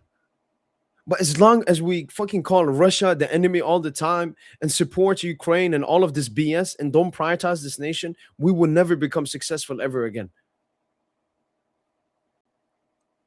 Communist leftists, no. Sweden has become a massively capitalist country. Back in the 70s, 80s, and 90s, we were a socialist country. Socialist is like a mixture of capitalism and communism. And it was great for Sweden. Ever since we left socialism and became a capitalistic country, this nation has been in complete ruins. So, yeah, if you're a Swede or a European and you think that these governments wasting so much money, I mean, the European governments have spent, I think, over 800 billion to Ukraine since the beginning of the war, whilst its own nations are deteriorating. That's why you're seeing the Eastern nations stop sending aid to Ukraine, because they know this is not what is best for its people. And as soon as you guys wake up, we can have an honest discussion. But saying this biasy with Russia and Algeria, it's childish at the best. But yeah, I just needed to end it with that. I'm very mad and sad what's happening to my nation and what's happening to my people, and that they're so massively brainwashed. But it is what it is. I hope for the best, even though I don't think anything will happen as long as we have this corrupt regime. Okay, there we go. There we go. So why did you say you think it's because of some bias? I have the same opinion as you. And for me, it's not even sent much. Like we should prioritize work. If Sweden was a perfect country, send some money there, send some aid. We have great military equipment in Sweden as well. But this nation is in fucking tatters. Why are we doing this, man? And another thing I want to say is the joining of NATO. When Sweden joined NATO, it was one of the most horrific mistakes I've ever seen. And since then, what has America done? Is put 15% tariffs, I think last year. This year, on the 1st of somewhere in January, Trump put a 10% tariff on all European nations, including Sweden, or some European nations, including Sweden, which is going to go up to 25% tariffs on the 1st of June. Is this what your fucking allies do? I remember I was walking around in Sweden and I saw one of the big American battleships in Sweden, and I was like, we've been invaded. This is an invasion from America. America has caused countless of wars. They've done like 70 CI operations since 1940s. That is not a nation to trust. That is not a nation to be allied with. And I'm never going to be brainwashed by the filthy West.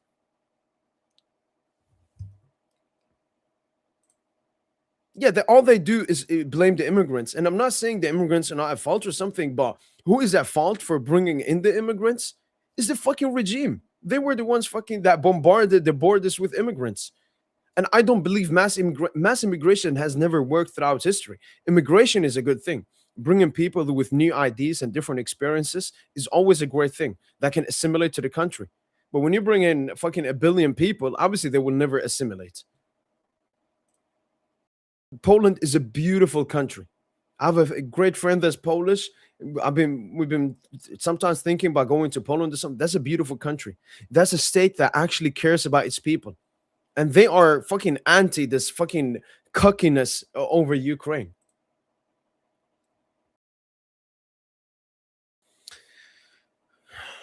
I mean, that's what the far right are trying to push. I think, especially me as a half native, half immigrant, I want us all to unite and do what's best for the country. Now that we are in this position, I don't believe in re-immigration. I think some people that are here illegally should be sent out. The majority of the immigrants are here legally, and we need to unite. We're humans at the end of the day. Yes, we're different. We have different ideologies, but we need to go against this corrupt regime. Yeah, I mean, that was peak Sweden. Yo, what's up, Gavi? Obviously, bro. What do you hit Demboo's a false nine now? Is basically Dembouz is amazing in every position you put him. The thing is, Dembouz should always be put what the team needs. The team last season needed goals. We had Dembouz as a false nine. This season, we need playmaking. We saw that without Dembouz. Our chance creation was disgusting. And I want Dembouz as a playmaker this season. Dumb. Look, I'm telling England is not a third world country, but AKB 1CM. One thing I would like you to do after I'm ending this stream soon, search, do statistics, England versus England without London, and you will see the massive difference. They completely ruined the northern industrialized. And search about what's her name. You had the prime minister, woman prime minister, Thatcher. She completely ruined England. All of the stuff that she did in England in the 70s, I think, 75, 80s, completely ruined England, has put England in the position it is. They also brainwashed the English population for Brexit, which also ruined the nation. Yeah. 100%. But that arrogance, we've gotten so many defeats, so many bad performances, we've started to get a reality check. No, Safanov will come back around middle of February. It's sad, man. And, the people I mostly feel sad for are the old people. The old people, especially here in Sweden, man, they can barely live, man, because the money that they get is disgusting, man. Yeah.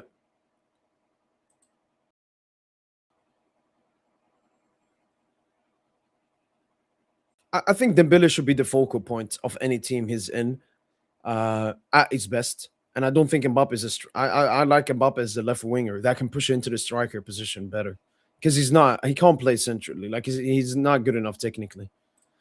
Exactly. England had over 16K millionaires leaving England in 2025, which is by far the most. I think the second place was some other nation with 6,000. It has always been the predominant part, AK, but ever since then, the 70s, it's the rest of England has fallen. So the biggest thing was the industry. England used to have a booming industry in its northern part, in like Liverpool, Manchester, and other parts in northern England. I don't know about them, but all of them had to close when Thatcher did her violations of the nation, and it completely cooked England's northern parts and basically all of outside of England. I don't know what that is.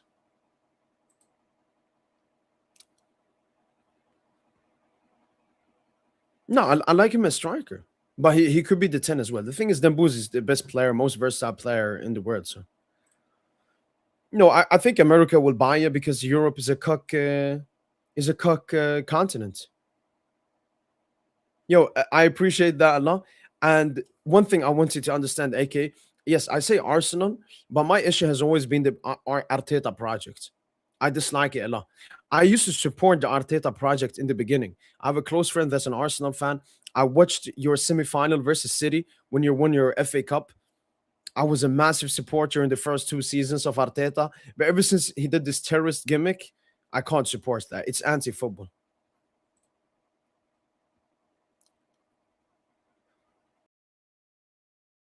Yeah, but that's the thing. Dembele can play. Like Dembele and Olise, for example. Olise, who I think could potentially be the number 10 for France, have a great relationship. You should watch the France-Croatia game. I know in that game they played raw wing and 10, but they were still in similar zones and they absolutely cooked. We will be there, man. Alvarez would be perfect. Yeah, exactly. And that's why they had to bring in a lot of immigrants, especially like Polish immigrants and so on. I would love Palmer to PSG. I need an Englishman, that English PR. We had Beckham back in the day.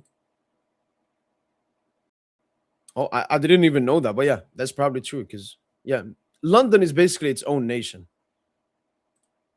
No, only my father. Look, last season, if you asked me who are two players that can't get injured, I would tell you it's Hakimi and Vitinha. They are our two most crucial players for our system. We've been very fortunate that Vitinha hasn't been injured, but Hakimi is massively important. I'm gonna say both. You know, when it comes to a lot of people that are half-half, especially half white, I guess, and half immigrant, I don't know. It's like they're insecure about their white side. So let's say someone is half English, half Nigerian. He would say, "I'm Nigerian." I'm very proud of both my sides. When I'm in Algeria, they ask me these questions. Are you more Algerian or Swedish? When I'm Sweden, they ask me the same. And I always say I'm 50-50. I'm as proud as I'm Swedish as I am Algerian. And I love both nations and I want the best for both nations. And Sweden and Algeria actually used to have an amazing relationship back in the 70s, 80s. It was Houari Boumediene, Algeria's, I think, foreign minister, and Sweden's minister, prime minister, Olof Palme. They used to have a great relationship. And guess what? Both of them got assassinated, which should tell you everything you need to know. I mean, that could work as well. And that's the thing. Dembooz, you can put him 10, you can put him right wing, you can put him striker. That was just my opinion. But Dembooz, I tell you now, he works in all positions. Was the history behind Pakistan and Algeria? They helped you guys become recognized. Yeah, a lot of nations helped us during our independence from disgusting French colonizers. Russia helped us massively as well, and you know we're always grateful for the help that we got during our revolution. True, but it's also like how Messi was treated at Barca. He was treated as the system. Like Dembele is not really on that wavelength, especially in the French national team setup.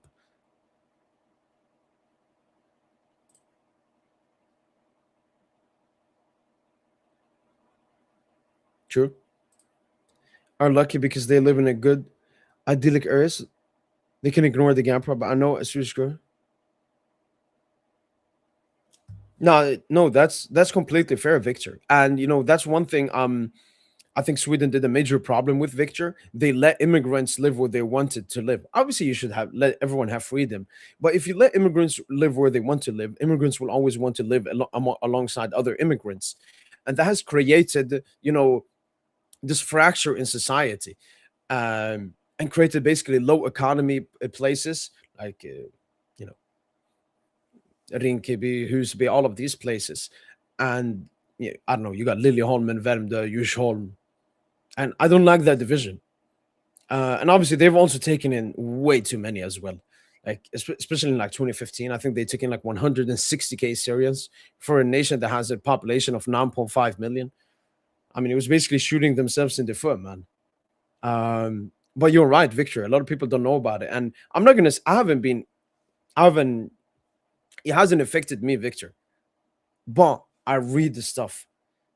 Once I was talking with my friend, we were playing Xbox, and he said, "Yo, a bombing just happened close to me. I'm like, what the fuck? Are we living in a war zone? What the fuck is going on? Why is the state doing nothing about it, man? No, Kvaratskhelia is from Georgia. 100%. I mean, either him or David Raya. I massively rate David Raya as well. I have no clue how Unai Simon is still the keeper. The game is going to be played at the Emirates. Yeah, Arsenal, easy win. Maybe not easy. Obviously, they have the new managerial boost, which helps teams and so on. But I mean, United fans, they always get tricked like this. I remember in the summer when they made so many signings. Oh, we're gonna win the league. We may compete, and where they now like sixth, seventh in the league. But I think ours are, especially at the Emirates, like the worst thing that could happen is a draw. United are not gonna win. The main reason is money. SSB, the Saudi investment fund has used a lot of money when it comes to football, boxing events, everything, and that's money. If you read the reports, that money has started drying out, and even the Saudi government said this in the upcoming years. Now, if players want to join Saudi, it's not going to be for some ridiculous sum of money. It's going to be because you want to live in Saudi Arabia.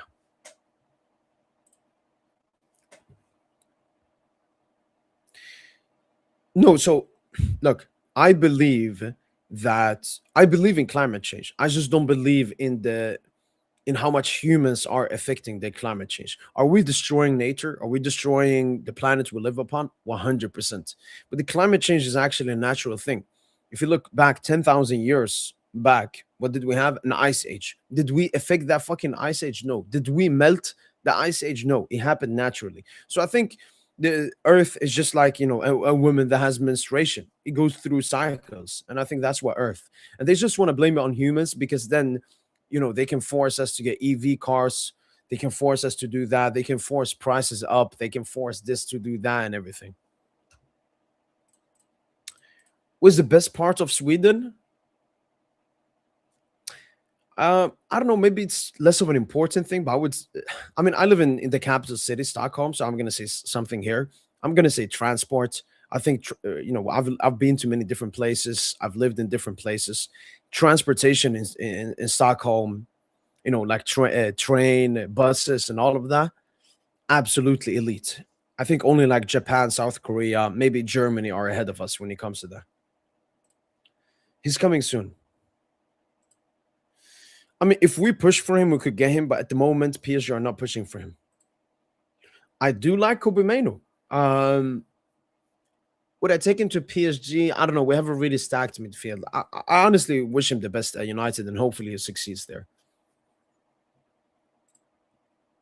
Yeah, but there was a different time, different measures, weaker team, weaker quality players. I mean, we had Kolomani and Gonzalo Ramos in attack. This time is going to be doing Khvisha Kvaratskhelia. I believe Chevalier will work out. So I'm not really thinking about other players to pivot to. They could be Mignon, they could be Safanov, could be anyone. Absolutely no. All right, then, people. I said it a little bit longer there just to answer your questions. It's always a pleasure talking with you guys. And to the 50 people that are watching at the moment, we've been here live for 3 hours and 20 minutes, and we still have 50 concurrent viewers. As I always say, shout out to you guys. Thanks so much for the constant support. I really appreciate it. As I always say, the channel is growing day by day. Yeah, it means a lot that I always have you guys support, and it's always great seeing that you guys are enjoying the content. It makes me even more confident to continue pushing out content that you guys will enjoy, and all of that. So yeah, massive, absolutely love it. I'm gonna keep cooking, keep doing my job. This is my job. And yeah, hopefully you guys have enjoyed this post-match podcast. Hopefully you guys enjoyed the live watch along earlier, and hopefully PSG are back. Yeah, no, SSB. This World Cup will be the most political World Cup ever, and yeah, I mean, as a content creator, it's great. There will be so many talking points at this World Cup. AKBCM. I mean, Patra has been absolutely impeccable. I think he's been our third best player after Vitinha and Nuno Mendes. He's clearly the best centre back in the world. Well, that's been it from Boy PS Gent. Hopefully, guys have enjoyed this post-match podcast. And as usual, allez, allez. Allez,